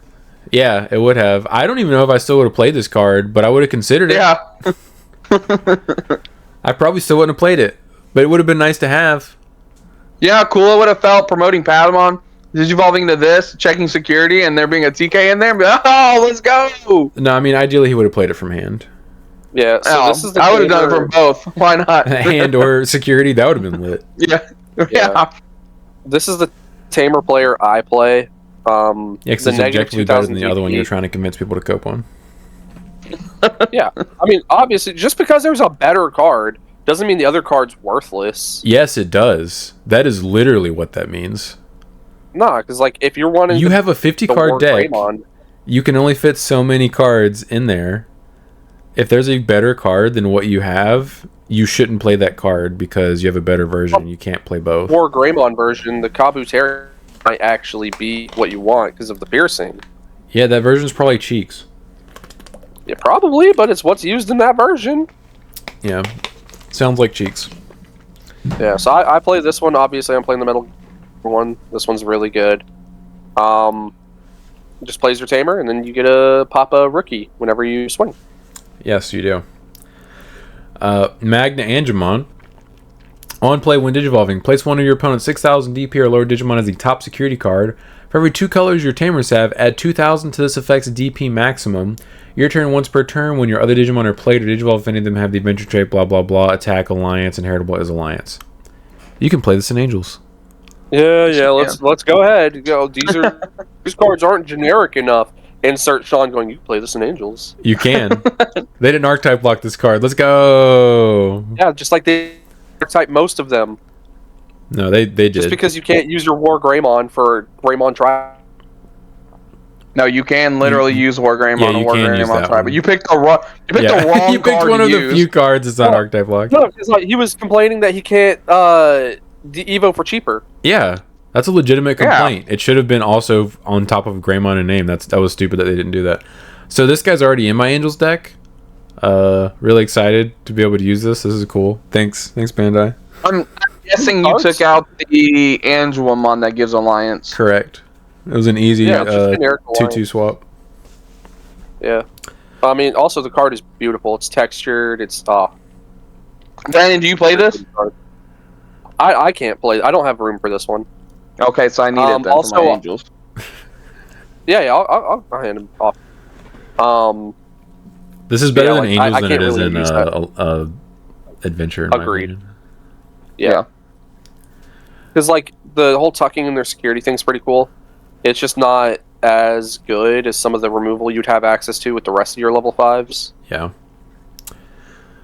My favorite Yeah, part still a about good this. What? I said, yeah, but still a really good card. Yeah. My favorite part about this is it's obviously in yellow, so you have DP minus. So, like, you don't need multiple tamer colors because you can just lower someone's DP. An example would be if you dommed this out of security, dom minuses them by 7, and then he's like, hey, you're 6k now. Go to your security. So it outs a 13k or smaller body without deleting it or bouncing it to hand. Well, it just feels so much better than the Angelmon because I think the Angelmon's inheritable says if it has to be an angel to get Alliance. Yes. This one's just generic Alliance. Correct. And then you don't feel bad playing this one off the Dominimon if you have to, like the Angelmon, because you never got that Angelmon's effect. I never felt bad playing her off the Dom effect because she has barrier, which is the only thing I'm going to miss. Right. And if I ever blasted in a chair, that's immediately double alliance. But yeah, it'll feel better to play him most of the time because you're probably removing something or potentially two bodies. I will miss the fact that she had barrier because that does come up, but he's just better. Right. Yeah. And the thing is, like, with in the adventure deck itself, it's also worse because you can't DP neg somebody proactively. The only DP neg you have is an inheritable. Yeah, and it's a win attacking inheritable. Yeah. And his is a win digivolving effect, so like there's no crossover there. Yeah. Much better in Angels. Surprisingly, that was one of the few things they just let slip through the cracks. Yep. Palmon, on play by trashing one card with the adventure trait in your hand, draw 2, inheritable all turns, plus 1000 DP. This is a 4 of. So, this is the 4 of. I play 3 BO, 4 PAL, just because the draw 2 is inherently better in my opinion. Also, it helps you fuel your trash for the Metal Garu, which is very good. Yeah. Togemon, on play when digivolving. If tamers with the adventure trait have 3 more total colors, you can evo into adventure card for free. All turns plus 1k inheritable. This is also a 4 of. This is also a 4 of. I play this one as well because, again, both inheritables are better than the other inheritables. The other inheritables were like 2000 DP during your turn. This one's all turns. Yeah. So I would be all turns DP than just my turn DP. Lilymon, on play when digivolving, suspend all of your opponent's 5000 DP or lower Digimon, then for every 2 colors your tamers have, return one of their suspended Digimon to the bottom of the deck. Your turn once per turn. When your other Digimon are played or digivolved, blah blah blah, alliance may attack inheritable alliance. So this one is this seems bad to me. This one's interesting because the bottom decking something doesn't care. As long as it's suspended, it can be bottom decked. But it itself only, like, Flower Cannon's 5000 DP or less. Yeah, so it's bad. So if your opponent's already suspended, cool. But yeah, it's gimmicky. Situational, therefore bad. Exactly. Yeah, I would agree. Especially when you have much better options to play at the level 5 slot. Boo! I agree. Alright. Gabumon. While your opponent has a Digimon with 10,000 DP or more, or your tamers have 3 or more total colors, this Digimon can digivolve into Metal Garu in the hand for a cost of 4, ignoring requirements. Inherit 1 attacking once per turn, draw 1, then trash 1 card in your hand. That is just always what they're going to give the purple Melga stuff now. Yep. Yeah, I agree. This is also generically good for the deck, because again, the Metal Garu will get to him in a second, but being able to fuel your trash is really good. Being able to warp into him is very good. I think this is very good for Adventure and Gabu Tribal, because we do have a plethora of Metal Garurumons we could use that are really good. It's just like the BT21 one, though, where we're most likely not going to be able to use this for the Tamer color part. We're going to be using this if your opponent has a P guy. If you're using it in Tribal. Obviously, if you're using it in this, no issues. Yeah. Seems really good. Melga Ace. On play when digivolving, return one of your opponent's level 4 or lower Digimon to the bottom of the deck. For every 2 colors your tamers have, add 1 to this effect's level maximum. When attacking once per turn, you may play 1 level 4 or lower Digimon card from your trash without paying the cost. This is busted. Yeah, this card's absolutely broken. The fact when he comes out, it's his removal. I know Sean was upset that the War Greymon doesn't remove when it's played. Yeah, I just wish it was also an on-play. Yeah. This one, you can on-play it, or you can digivolve it in your bot deck and stuff. And then being able to play a level 4 in this deck is absolutely giga busted, because you could play, like, Togemon. Well, actually, no, I think Togemon's... Scroll up a little bit. Am I correct in remembering? You're cutting out. You think Togemon's what? Togemon's a wind digivolving, right? They're all on-plays, dude. They designed this deck correctly. Everything's on-play when digivolving. Just check and make sure I wasn't cheating people before I even play the deck. Yeah, you can just play the Togemon. The Togemon evos into a level 5, and now you have your level 5 live to go into your Alliance double check swing thing. It's so good. Yeah. This deck is this card right here enables so many broken shenanigans. Yeah, it's really stupid. This will probably be the card that gets hit on the ban list for level 6 for Melga. Stop! Joe and Mimi, start of your main phase. If you have a Digimon with the adventure trait, gain a memory. Your turn, when any of your Digimon adventure, blah blah blah, suspend, reduce cost by 1. Yeah, it's the exact same as the Kari and Sora. This is the one I play because I prefer the color choice because of the matte. Okay. Matt and TK, your turn, blah blah blah, suspend, adventure, reduced by 1. And then your turn, all of your level 5 or higher Digimon with the adventure trait gain rush. Yeah, giga busted. Yeah, especially with the delay option. Oh, I died of security. Oh no. You you blast evolved on me, and you are removing my stack. Have you considered I now have another body who's going to clap back on you and has rush? Yeah. Oh no, this is the worst for you. Yeah. This is the epitome of call an ambulance, but not for me. Yeah, this is pretty solid. You can just lethal people randomly because of it. Yeah, I mean, at least they did make it level 5 or higher.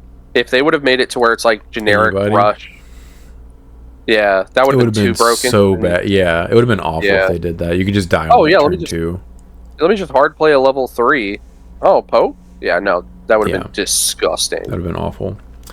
Believe in our friendship. While you have a Digimon Entertainment with the adventure trait on the field, you can orange cards color requirements. Main reveal top 3 cards of your deck. Add 1 card with the adventure trait among them, put the rest on the bottom of the deck, then place this card in the battle area. Main delay gain 2 memory. Yes, this is like a 2 of in the deck. It's really good. It's just not as good as the black option. I'm surprised you have room for this. I wanted to make sure I had room for this because that gain 2 memory is genuinely very good. But if I play the deck and I find myself not needing it, it is the first card that's getting cut. I will tell you this is not in Ben's list. Really? Uh-huh. I mean, he's been playing it a lot more than me, so yes, he's been grinding against randos on Drazel. Yeah, so this is potentially the first card that gets cut. Yeah, this doesn't ace your opponent as a delay effect, therefore bad.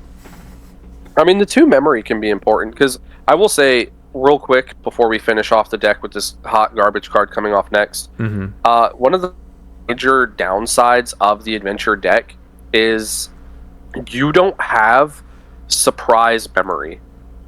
Everything you can do in the deck is telegraphed and can be played around. Yeah. Like, you can't just, Pata and Tagato to gain 2 memory, and then suddenly now your opponent has 5 memory instead of just 3. Like, that's surprise memory if you don't know that's a thing. Surprise. Whereas with this deck, everything you can get memory for is usually on the board, and you can see it. It's right there for you to be like, okay, so he has access to that means he can reduce it, gain that. I think it's fair in that aspect. And that's what I hate about Cross, because that's not how that works. It's the exact opposite of Cross. Yeah. Yep. What Cross do? You can't play around Cross because you don't know what's in their hand. Yeah. You can.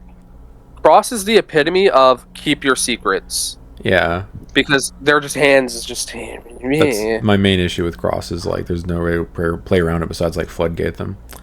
My favorite part, Tuesday, I just kept hard playing the Jaeger for 7 memory. Just stun your medieval to prevent it from unsuspending and activating its when digivolving effect. I'm like, God, if I could just do this enough, maybe I can draw into the answers. Oh yeah, I think I had to drop it twice on you. Yeah. Yeah. I still won that game though. Yeah. I'm like, please help. Please help. It's funny. Yeah. I think you just won't have enough. Once you test it, I think you won't have enough room for this card. I would... Because of the tamer count and everything. Yeah. Like, I don't know what I would cut it for, but I feel like maybe there's some ratios I could dust up on. I'm definitely going to be playing, like, when we go to Trinity Tuesday, I'm definitely going to be asking people to just, like, run with me in between rounds. Wait, hold on. What do you mean? Why aren't you just playing this at Trinity? Yeah, what? I am. But I want to play more extra games in between? You think your match is going to go that quickly? I hope so. Someone was like, we can't play these cards on Tuesday. I was like, what do you... These were legal today. Not? What do you mean? I was like, what do you mean? If I can't bring my Cross deck, I don't have one. I don't have a deck. Yeah, Adventure is legal on it. So what do you mean by that? Technically, BT21 won't be legal on Tuesday. But No, Sean. I'm playing BT21. I'm doing it. Who's gonna stop me? Bandai? They don't. I've already got my card. I've already got all my new cards in my deck. The starter decks are legal. The BT21 won't be legal until Friday. Listen, I've already gotten my BT21 Adventure starter deck built. All right, I'm playing it. Okay, I'm just telling you guys can't stop me. What the rules are. I mean, technically I could. Jeni's house. While you have no face-up Jeni's house security cards, you can orange cards color requirements. Security your turn, all of your level 3 or higher Digimon get 3,000 DP. Main, add your bottom security card to the hand, then place this card face up as the bottom security card. Security effect, when checked, you may play one level 3 Digimon card from your trash without paying the cost. Hot garbage. Did they make it to where you can't have this and the island card out at the same time? No, you can. One adds, Okay. one Okay. goes on the bottom, one Here's goes on the bottom. top. Okay. So that way you can have plus 5,000, which is how much ruin mode negs you buy. So you can play around ruin mode. That is true, yes. Not double ruin mode, though. Now, if you double procs it, you're screwed. Yeah. Overall, I do like this archetype. I don't know how meta it's going to be, but it doesn't seem that bad. Like, I was telling somebody last night that it feels like it is the second. I know it's 2 decks, but it feels like it's the second best archetype they've given us a starter deck for, behind Beelzemon. Beelzemon? Yeah, I was gonna say Beals. I agree. I think it's either going to be 1.5 or 1. I think it's going to either be tier 1 once people crack it down and really discover what this toolbox is capable of, or it's going to be like 1.5 where you can take it to a locals and expect to at least do good or if not win a locals. Yeah, if it goes unopposed, it's pretty devastating. Yeah. It just chunks you for damage really fast. I am going to try my hardest to cook with this and take this to Texas. This is what I'm going to be grinding on, so I'm hoping it actually works. I hope it works out for you as well. Same. I don't know if I've said this during a pod, but I do really like having, after watching the deck play, it reminds me of season 1, how they all work together to fight. Yep. Like it feels the exact same way. It's gang up on impressive people. how they did that with the card design. Yeah. It's crazy because they're like the Power Rangers. They just gang up on people and just 5v1 them. Yeah, I mean, you kind of have to great. do that when everybody's a mega, and you can't mega evolve until like halfway through the season or whatever. Halfway. Hold on. They didn't face any megas. They didn't fight any until Myotismon. Yeah, Like Venom Myotismon. The first time they fight a mega, they go mega. okay, Yeah, I guess they go that's mega. fair. Then they go It's funny back because and the Dark Master, Devimon's- like uber powerful No. megas. Yeah. It's funny because like Devimon's like this ultimate bad guy, and you're like, that's just That's a champion. a champion. You guys suck. yeah. Do better. Yeah, do better. I mean, to be fair, they fought nothing but like level 4s up in that point. I'm pretty sure. Yeah. Ogre's a 4, Leo's a 4. Mhm. I think Andro was the only one that was a level 5, right? Leomon right there. Or no, Centauro. I think he's a level 5 as well. He's a 4. According to the card Yeah, game, whatever. he's a 4. Yeah. Whatever. Andro's a 5, so. He is. All right. Comment questions. Lost Neppy. The new Alda isn't bad for the BT18 Emperor deck. Turn Zoe, Tommy into their hybrid. Swing at security. Evo into Alda for reduced cost by their attacking effect. Swing for 2 checks. Likely die in battle on deletion from Alda as well as Kaze or Kuma's inherit to play back their Tamer and Source. While it's not the best, I can see some argument since it gives a bit more of an early aggression since the deck lacks the ability to set up as fast like the Magna Garu can. I also want to mention on Shine, you can attack, suspend BT12 Marcus, Evo into Ruin, 2 checks.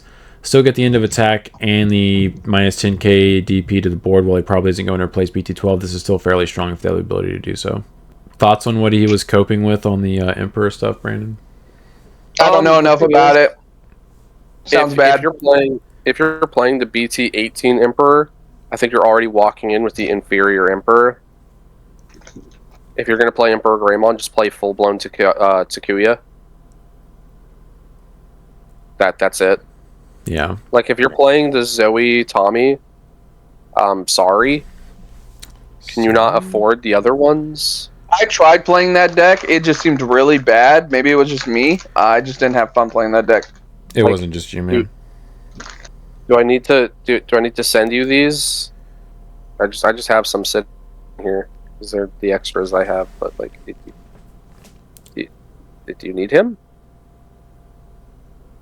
No, I mean it's cool. You can do stuff like that, but I think that's just the inferior version of the deck. Huh. He is Just right swing about big. the shine. Maybe I'll mess around with it. What was the shine combo? The new shine, when it's hacking, you can suspend one of your tamers, so like you can evo into ruin on the swing if you suspend Marcus. And he does. Yeah, like, I security noticed. one. I did notice that once last night because I had shine and the Marcus out, and I was like rereading his effect while actually playing it, which will happen when there's a difference between just reading a card and then theorying it and then playing it and actually activating the effects. So I did that. I went into shine and I just happened to have the Marcus out. Swung, read his effect because everyone's like, "What does that do?" Tap the Marcus, and then when I did it, I was just like, "Yo, what if this was BT12 Marcus?" I was like, "What if this is BT12 Marcus?" I was like, "Oh my god, you go off with this card." Yeah, you just ruin mode them, double ruin mode them. Yeah, I was like, that would be pretty neat. I still don't think the shine would be like the main shine. I don't think obviously. so either. But that is a neat thing. Yeah, it is I agree with Brandon what he said. I think last week when we did set review, it's like the best second shine Greymon. Like if you're gonna be playing like mainly the pure yellow shine Greymon or Rune Mode Turbo, if you had or wanted to have another shine Greymon, you'd probably be this one. Yeah, I just bought 4 pre-release stamp shines while you were talking. I love Sean so much. He cracked it. I just let him bot that. Hey, did you know this card isn't actually dog water? I just bought 4. What? So, you make a good point. I'm gonna go ahead and buy some of those because I didn't buy any of those last night. Yeah. Thank you, Lost Neppy. Very cool. Dr. Fab 671, love the podcast. I'm going to my first regionals next month. How do y'all prep for big events? The same way I prepped for tests back in school. I just don't. Yeah. Just go up with my deck. Play the deck you plan on playing there. Try and get as decent with it as you can. The best prep you can have really is just like get a good night's rest before going in. Don't stay up all night and then wake up too damn early and then try and get to the event. Isn't that what Ben did? Oh, for top 32. Yeah. Top cut. He didn't go to sleep, which is because his phone died. So he didn't get the email saying like when Top Cut was the next day until like midnight because we were all just watching TV at Josh's house. So at midnight he was like, "Oh, I have to be up there at like 8 a.m. tomorrow." Yeah. We're like, "Damn dog, that sucks." We're sleeping in. We'll see you later. It's kind of hard to prep for like big events like that because you just don't know what the field's gonna be.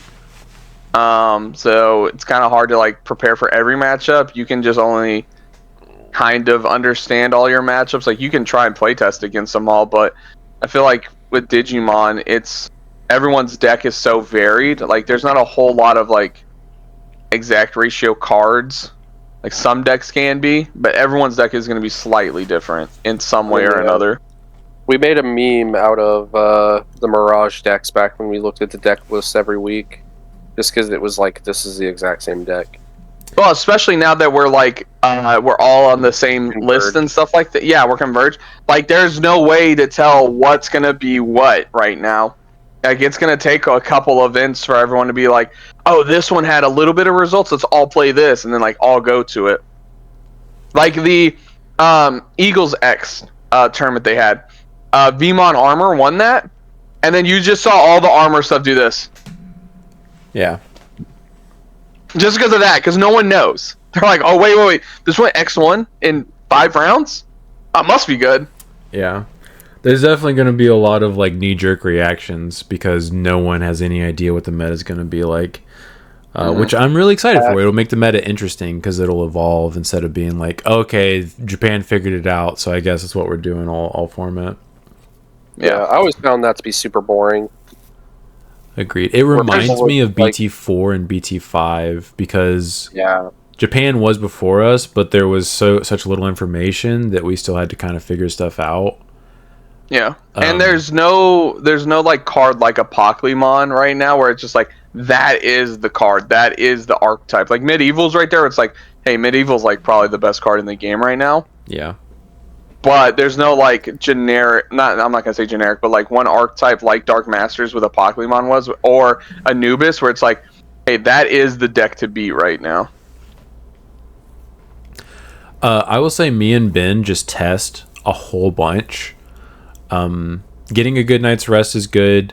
Understanding how your deck plays into popular strategies is also important. Knowing like what they are capable of doing. You can't prepare for everything, unfortunately, because some people are going to be playing something that's super wild, especially in the first couple of rounds if you go undefeated and avoid like off-meta stuff for the rest of the tournament. Getting a good night's rest is good. Drinking and eating is good. Ben is really bad about the latter. No water. Yeah, he doesn't drink or eat. And then he complains about it, and I'm like, dog, that's your fault. We're gonna have to like strap a water bottle to Ben and be like, hey, put like an alarm on like your watch and be like, hey, it's been 10 minutes. Go ahead and take a sip real quick, Ben. Me and Josh at Dallas and Nas both just bullied him constantly about eating and drinking. Although I will say at Dallas, he had a massive advantage because he got a bye round 2. So he got to like go to the food court and eat and like... Aww. I was so jealous, dude. Do you think it would be worth, as like a tournament organizer, setting off like to the side an hour for like a pause, like to have like in the middle of the tournament for people to go eat? I would like that. I know some people don't because they want the tournament to like end as soon as possible. But you're already there for like 9+ hours. Like, what's another hour at that point? I would prefer to have like an hour to kind of relax halfway through. There was, I forget who it was, but there was a TO that did that for an online event. And I didn't realize how much I liked it until I was sitting through. Because I was like, what the hell are we doing? Why are we taking a break? And then after the break, I was like, oh, that was actually pretty nice. That was actually very refreshing. That could be one of the harder parts, too, of playing online events or just long events is the mental fatigue. Endurance. Yeah. Mm-hmm. It'll get you. Just having to endure that much back to back to back, especially if you're playing a deck where you're not just killing your opponent like super quick. If it actually goes to game 3 and you're getting close to time, as soon as you're done with that game, you're basically jumping straight into the next one. Yeah, you're playing like 9 straight hours of Digimon if you have a slower deck. Man, we advocate for more of that. I actually, now that we're talking about it, I would love if they had like an in-between pause period. That'd be so good. Pause plug-in P period. Yes. If you do have a testing partner that is willing to do it, I would test 4 hours at a time to get used to playing that long, because you do need to get used to it. It's not something you can just hop into because you'll just burn out. Also, like, Sean has a Discord. I'm pretty sure there's a specific spot in the Discord for people looking to test. Mm-hmm. You know, maybe try hitting somebody up. Yeah, that's a nice plug. Like Ben, so he doesn't have to play randos. Yeah, he just gets on Drazel and just plays whoever, dude. It's wild. Like, I would never. I don't have the patience for that. I don't either. My biggest issue, even if they know how to play the game, I don't want to type stuff out. Like, I don't want to have to communicate what's going on. I just want to click buttons or just say it verbally. Yeah, that's madness. Yeah. Boris the Goose 92. Somewhere around here, level 6 is Dinomon. Searchable off the rookie, infinitely better than War Greymon. Am I missing something, or is he missing something? Because Dinomon is neither reptile nor dragonkin, so it's not searchable off the rookie for the Medusamon archetype. I don't know. Like, that seems more like your guys' wheel. Am I crazy? I mean, you said Dinomon's neither of those. What is Dinomon exactly? He's a dinosaur. I'm looking it up. Obviously. You're not wrong. He's Liberator. He's a Liberator. Does the Searcher search Liberators? I never pay attention to that effect. It does search Liberators. Yeah, it's Liberator. Okay. It does. I am missing something. Noted. I mean, cool. I guess you can't add it back off of the Agumon. You can't Evo into it for reduced cost off the Gigi. You can't get the effect off the Owen. I would much rather play Medieval Gallantmon. But it's He said what? It's better. He said Dynamon was better than Medieval. No, he said it was infinitely better than Wargrave, which is a pretty. Oh, It's pretty low threshold. Okay, so yeah. Oh, so okay. So if you don't have Medievals, Yeah, I guess it could be like a budget secondary. Yeah, I would say I'd rather play Dino because at least Dino has Fortitude and the security attack and removal. Like it has a lot of really good effects. Yeah, it just doesn't. You can't evo into it for cheap, and it's only searchable off of the one rookie, and then like once it hits trash, like unless you're scrambling it back, it's there forever. Right. Yeah, I agree. I'd rather just play Medieval, obviously. But if you don't have Medievals and you're trying to play a more budget version, Dynamon would definitely be the way I would go. Yeah. Ashes Fall 9530. There will be more of these regulation events. I think 3 or 4 seasons of them. I have 2 Edamons from 2 tourneys. Well, we have 0 from 0 because we haven't gotten that yet.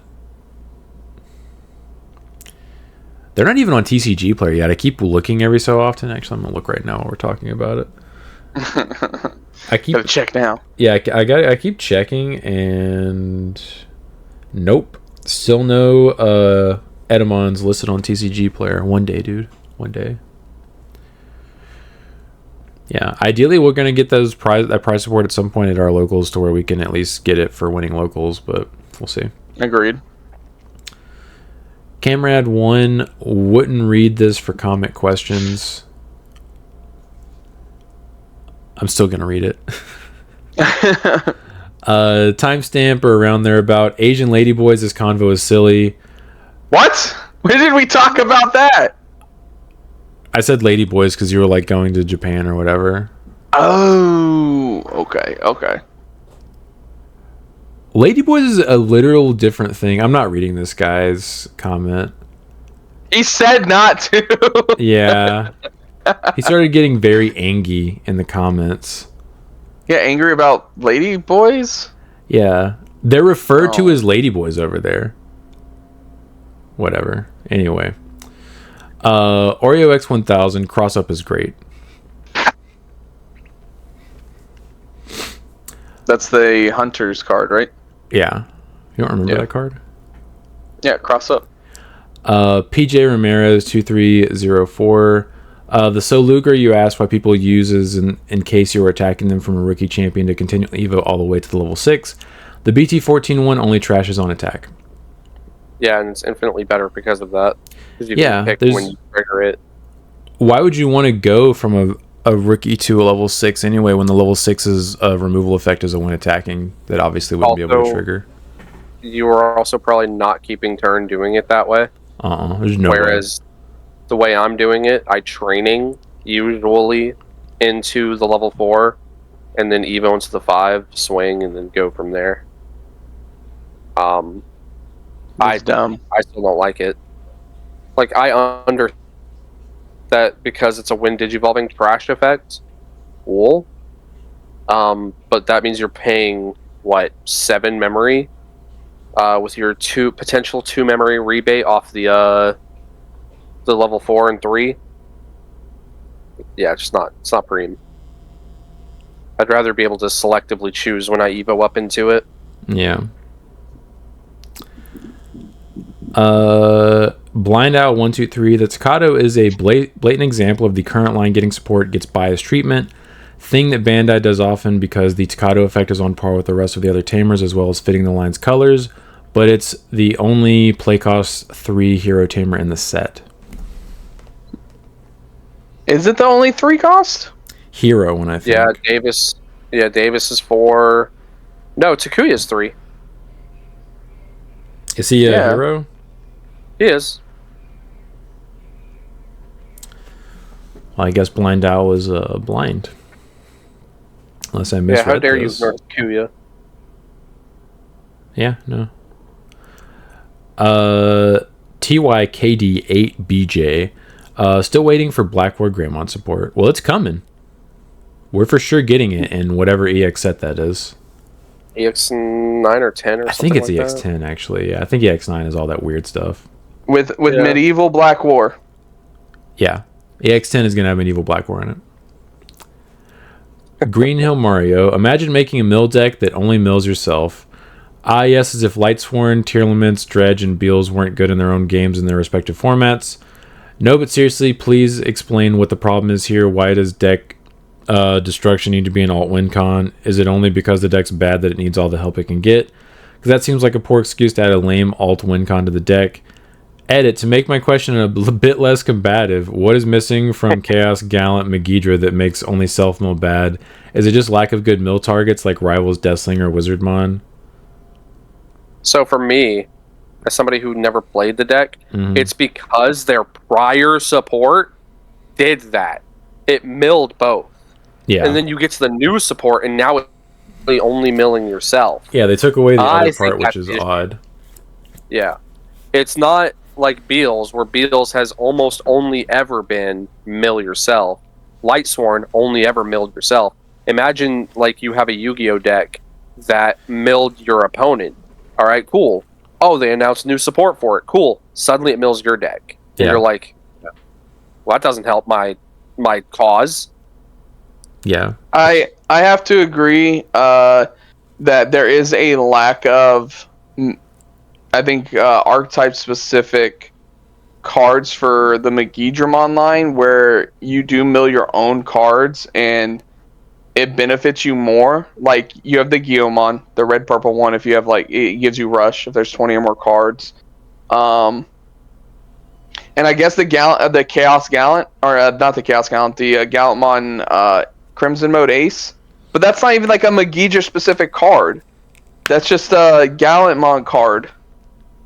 Yeah. Like, the best part about the milling both players' decks was I loved when I milled my opponent's cards and they go, "Oh, I needed that card." Yeah. And that was about to be one of the.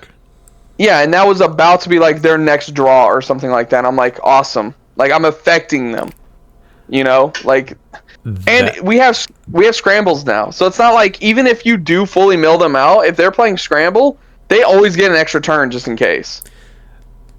That, and like, it benefits you if you're still playing some Gallantmon cards to have more cards in both players' trashes. Right. It's just weird that they just took away like half of the effect. They were like, we need to retrain this. That was our major issue, is the fact it lost effects. Yeah, it's like how Lord Nightmon went from being yellow to purple-black. Or how Examon having an ace with 4 to an X antibody that has 3 keywords. Yeah, like one of the first Megidramons was like what, mill 5 cards from both players' deck? Yes. Yeah, and then it just never did that again. Never. No, they were like, okay, there was another Megidramon that milled top 5 if it didn't delete something. Oh, was there? Yeah, it was the X2 Megidra. That's right. Okay. Yeah, it would just be nice if we had more cards like that.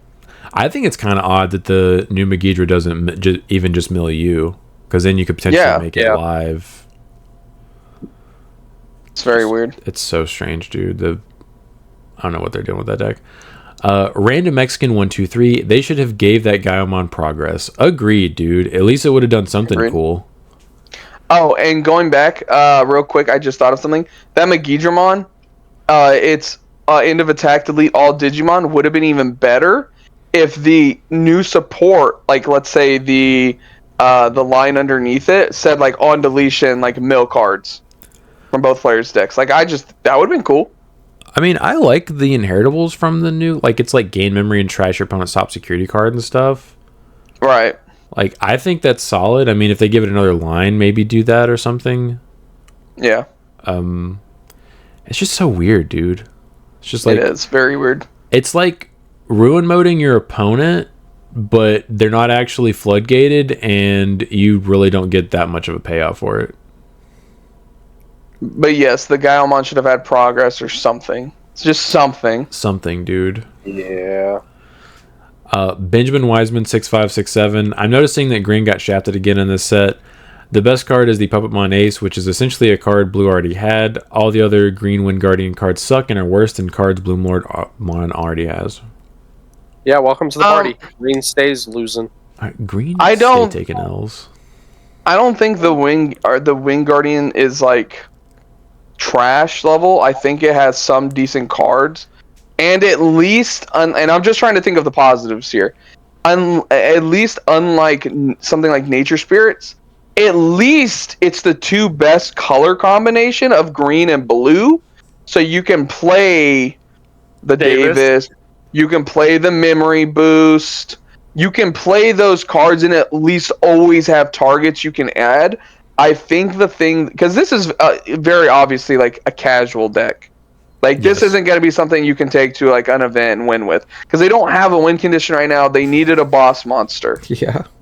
But, at least, you can, like, play other cards that can help benefit the deck and, like, bring it up. Unlike something at the time that was Nature Spirits, which is like, hey, I've got to play yellow cards. I've got to play black cards. I've got to play, green, blue. It's like, you can't play a whole lot of consistency boosting cards to help with that. It just needs a win condition, which it just doesn't have right now.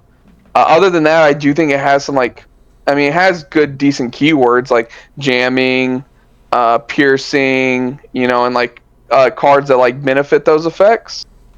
It just doesn't have a real way to win right now, which it desperately needs. And I think once it gets that, it'll be an okay deck.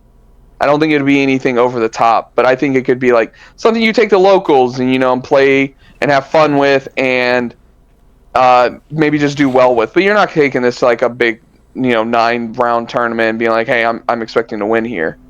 I'm going for the dub.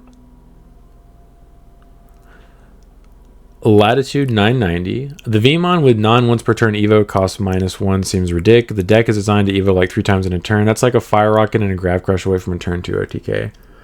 Yeah, yes. that is pretty powerful. I'm not sure if people are going to build that. Obviously, they're going to try. But that does seem pretty good. I wish the promo Vmon wasn't once per turn. Oh my god, dude, imagine. Oh! So good. Oh! You could potentially, if you built it a certain way, you could potentially kill people with the Magna X. Yeah. You could. Or the DNA. Chemical Chocobo. Danny DeVito. Because you were like, who should voice Vmon? Yes. I thought that comment was funny. that's a great line. That's good. Justin So 8231. Good luck at pre-release. Thank you. They needed it. Yeah, it was horrible. No, I didn't need it. I went X1. You just took too long in round 1 and ended up with a tie. I don't know what to tell you, dude. Get good. Get better. Play better, you're right. This has got to pull better. I didn't pull that good at all, dude. My deck kind of sucked. But in fairness, most people's did. So it was basically even playing ground besides people that pulled Medusa and Puppetmon. Yeah, which Puppet. Ben pulled both of those, and so did Caleb. At least we didn't go full Robbie and have multiple links and have level 3 Digimon with 9k attack, but also have the calendar, the Calendarmon underneath it, so it would be effectively swinging for 12k every time. Apparently, Robbie was cheating his balls off. Neither Ben nor I saw it, or we would have said something, but he had multiple Digimon linked at the same time. Yeah, he's like, I would have 2 or 3 linked cards. I'm like, Jesus, how big was your Digimon? He goes, Navimon was 12k at one point. I'm like, holy cow. Benjamin Wiseman 6567. I feel the same way Sean about Atmon. I really don't want to have to read all those cards and learn all the new mechanics. Neither does Robbie. But I do like that Bandai is introducing new mechanics and not just power creeping older cards. This is what I would prefer, and kudos to the Atmon fans who want to learn this deck. Yeah, I was annoyed that I had to put Atmon cards in my deck last night and had to read and know what it did. Same. So I don't know how to app fusion. It's not that hard. It seems really complicated. No, okay. The part that you hate is it says this Digimon and this Digimon and this Digimon, and you're like, why does it say all 3? Yeah, I'm like, why do I have to do 3 dudes? In literal small print underneath it, it says any of these 2 Digimon. And Sean's like, why does it say and? Those are not the words it uses. No, I know, but it's pretty much that. Basically, what happens is, say you have the two of the Digimon that the Digimon requires. You have it on the field and the other card linked, right? To app fuse, you literally take it, put it on, and then digivolve into it for free. That's it. It just says 3 Digimon, but it only requires 2 of them. One of those Digimon, and then one of those linked Digimon. That's it. That's app fuse. And it's worse than DNA because you don't gain rush. Doesn't become a new, it's none Apparently of those cool it's the benefits. same Digimon. That's what I don't understand. I'm like, but you're fusing. How are you the same? So, anyways, it's a very glass cannon deck. I don't know how consistent it's gonna be. And then it was so funny because I literally traded everything in my left leg to Robbie to give Brandon this 2-star Tai Kamiya because he needed one more, and I just really wanted it in our collection because I think that card looks awesome. And I had one of those cards traded was the Gaiamon, the other secret, and he like looks at it and he's reading it and he goes, "What does this mean by Link 2?" I look at him. I go, when he realized that he's been cheating people all night? Okay. That's when he realized. I go, well, that means you can link 2 cards to. And he goes, what do you mean? I thought you could link as many as you want. And I'm like, what? No. This is the only. This is the only card you can link multiple cards to. And he goes, oh no. Oops. What was his record? yeah, all right. Oh no. So I think Appmon will be okay. I don't think it has enough support to be anything good. Your 2 best cards are Globemon and Gaiamon, which are your level 5 super and your level 6 secret. So I think Globemon's a rare. No, he's a super. Oh, I'm thinking of the other level 5, which I think is probably better because it has protection. Yeah, you're talking about Satellite Mon? Charismon. No, never mind. Oh. Yeah, Charismon. Yeah. It's okay, Charismon. I think they both have protect. I think the Satellite does like D-Evo protection. Oh, I would rather just have it say this Digimon can't leave the field once. Can't leave. Right. Yeah.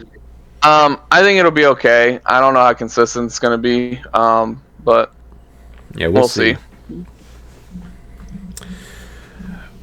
Justin So A231. Brandon, you should play the BT20 Finra-Lugamon. BT16 Doru Goro gives an opponent Digimon taunt. You can climb from Lugamon to Dorugamon, or to Dorugamon, sorry. Dorugamon.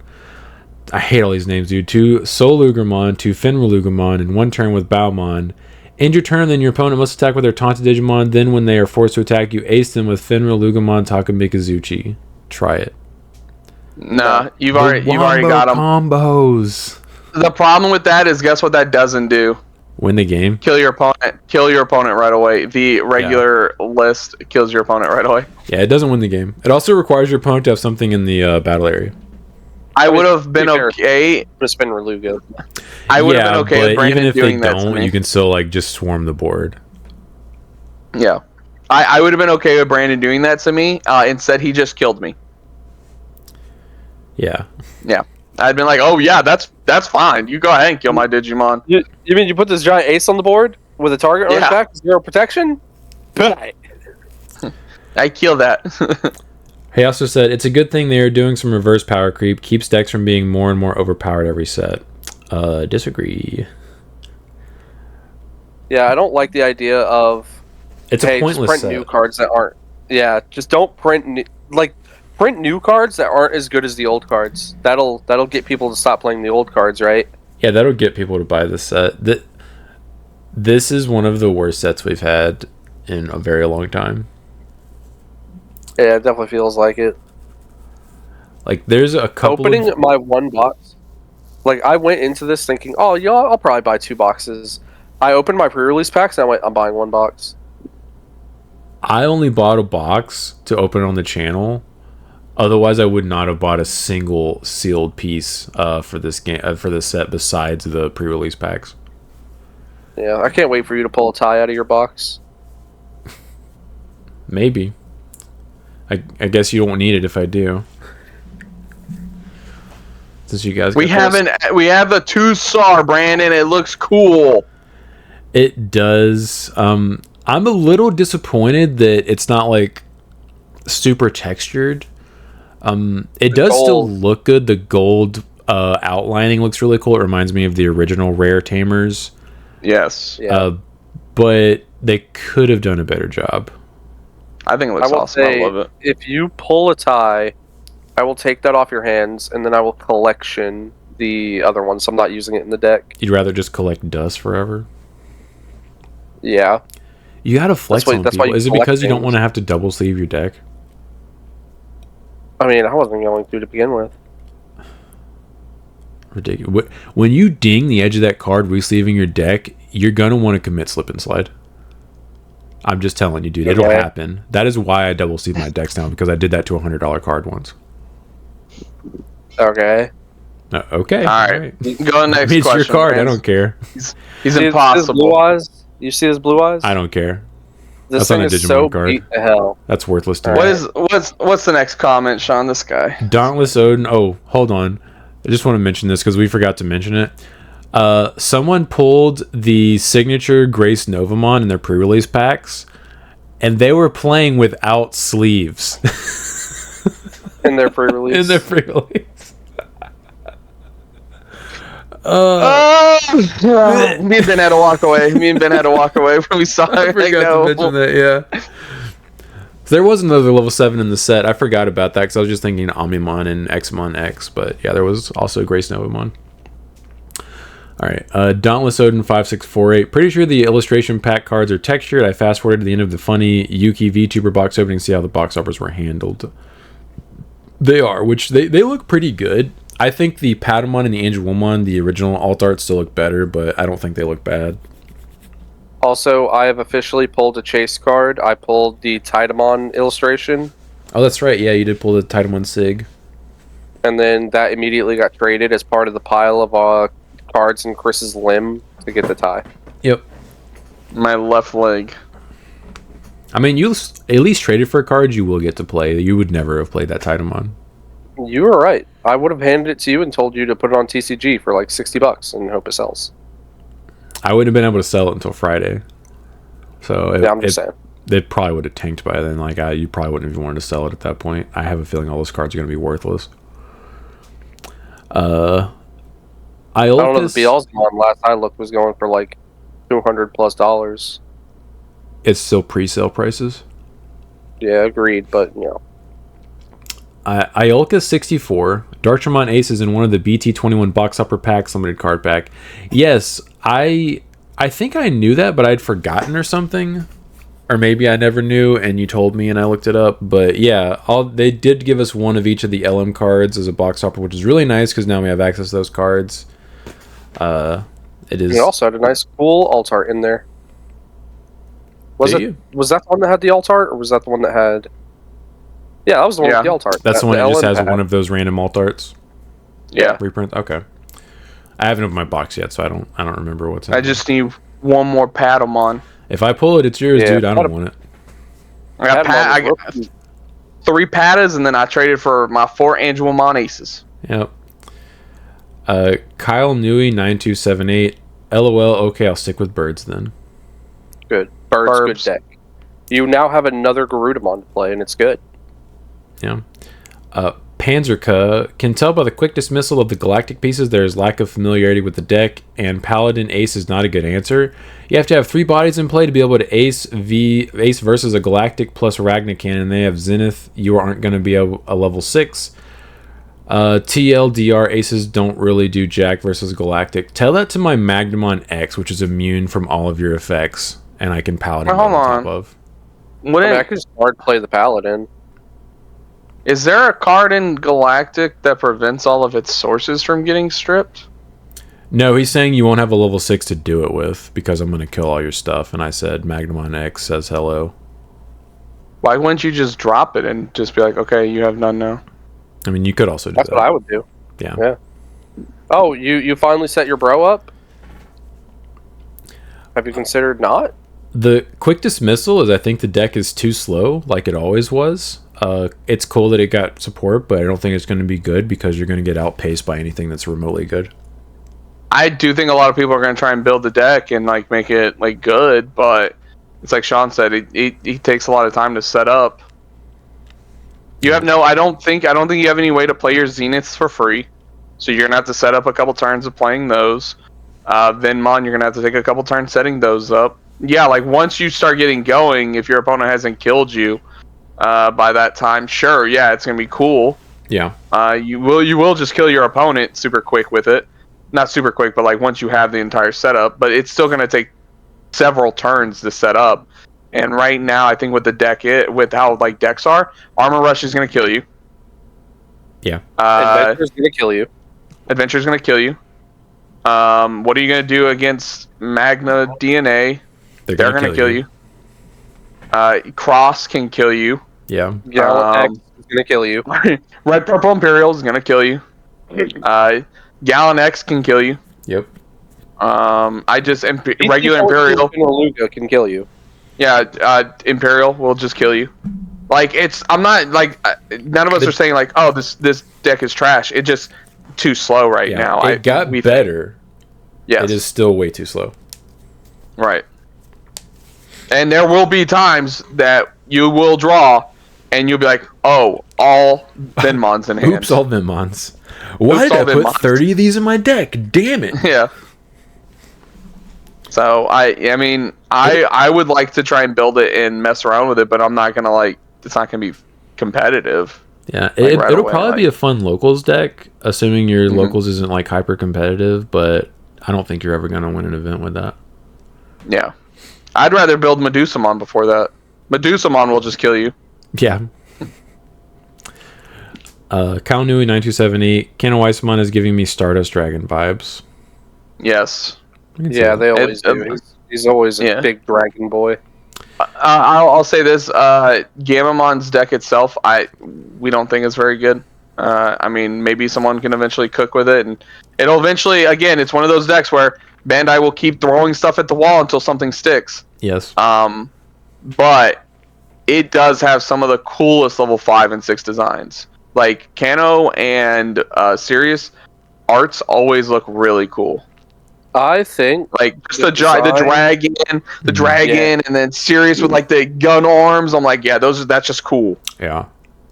I think the design for the level 3, the Gamma himself, and the level 5 are the best.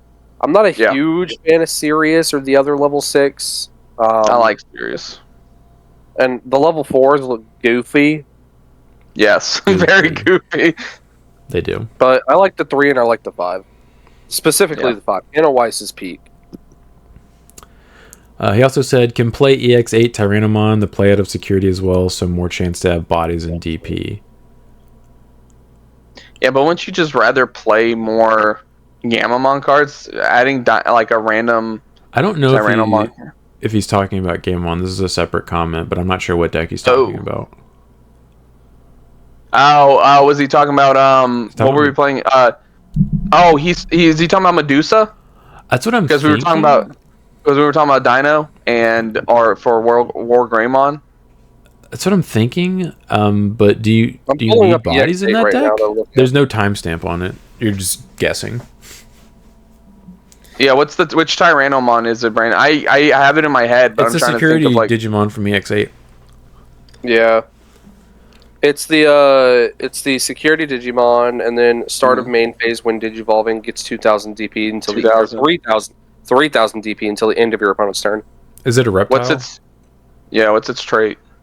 Dinosaur Liberator. Okay, so it's Liberator. So that's a Liberator. Yeah. I don't think you would want to. I mean, maybe because I guess if you I guess most decks do run like 10 champions, 10 level 4s. Yeah. Okay. 10 level 4s, so maybe that could be your like 2 of, because you play 4 of the Liza one and then 4 Cyclo and then I guess 2 of that. Yeah. I don't know. I haven't even tried to build Medusa yet, so I have no idea. Yeah. Bro, I think there was only like 3 or 4 Medusas pulled in the room that I saw. No, the problem three was of them there- were at one table round 3 when Caleb was playing versus Ben. the problem was, Brandon, there was like 4 people, maybe more, in the room that wanted to all build Medusa, and guess what everyone was? I have 2. I have 2. I have 2. Well, I need 2. I also need 2. I also need 2. There was literally multiple people. Caleb, someone else, and then like 2 other people that all had 2 Medusa mons, but no other ones. Yeah, I need more. Jim the Kid, Fenrir list win. I'd love to try out some stuff. Would you want to put your list on the channel, Brandon? Oh, it looks like he's talking. Oh, okay. Look at him. Just look at him. Oh, he's back. No, he's not. Nope. Sorry, talking to the wife. This guy wants an. list now. Yes, you have to Yeah. comment your list to him. Would you want to alright, put so- your list on the channel? This is Please do Go not back provide a deck to- profile. no. Okay. Hear me out. Go back to BT14. Mhm. Find that video. Replace the level 4s not named Lugar with Lugars, and you're done. Okay. Oh, and the Tamers. You play Code Cracker and the Dual Tamer. Just send a comment with your deck list. That's a lot to type out. I mean, just That's like bring your stuff Friday. I'll record it. I really don't. We're not want gonna to. be. Okay. We're not gonna be there Friday. Oh yeah, we're not going to be there Friday. Oh, you're We're gonna not? go see Star Oh, okay. Wars Yeah, we're watching the re-release of episode 3 in theaters. in theaters, indeed.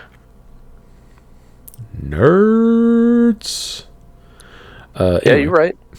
that is all. Listening to people say you can't have enough medievals in a deck, complain about red, purple fighter mode that takes actual pieces of flood to get your opponent for 1 turn makes me smile.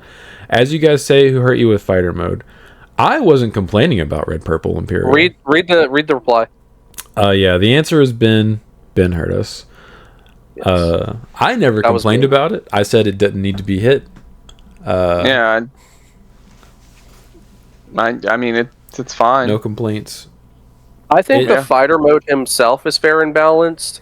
I think it's under him that make him like A Wormmon. It Worm sucks on. when you I think get that's what floodgated makes it for the broken. turn and like you lose because of it. But I mean that's just yeah. what happens when that deck. I mean, runs out on you. it actively countered the absolute bejesus out of my deck specifically. Yeah. Yeah. What upsets me about that deck is when he goes Wormmon. Oh, here's another Wormmon.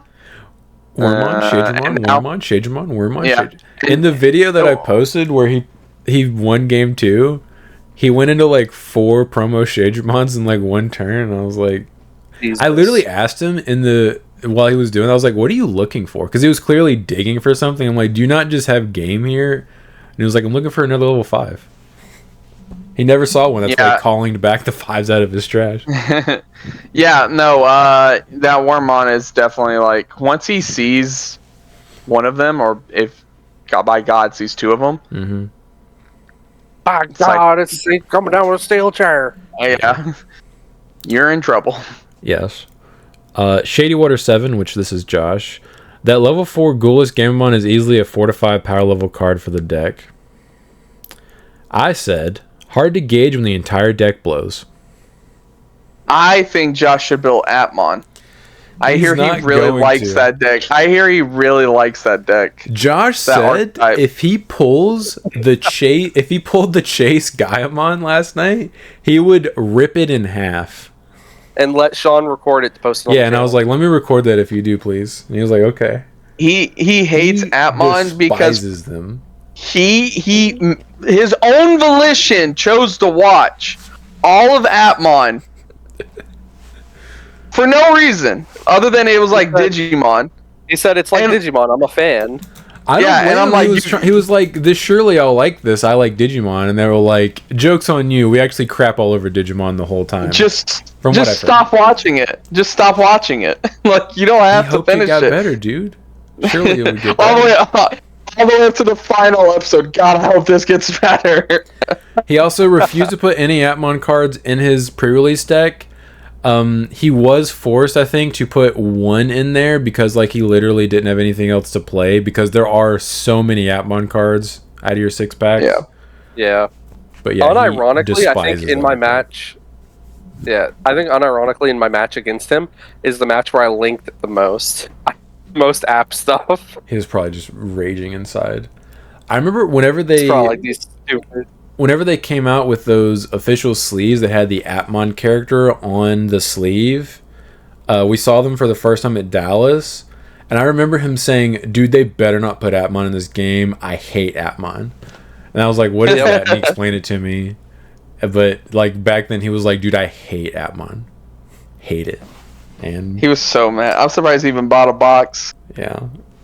Year later, well, he wants to build some of the archetype, like because he likes Gamamon. Yeah. Well, I just figured he would just bought singles. Like every time he opened an Atmon card, I could imagine him sitting there next to trash, throwing them away. Throwing it in there. No one needs you. This is your. I'm done with you. That was the last one. Yeah, that's funny. Nice. Excellent. Good job. All right, Chris, I'll be over in a minute to get the lawnmower from you. No. Oh, okay. Later. All right. Bye.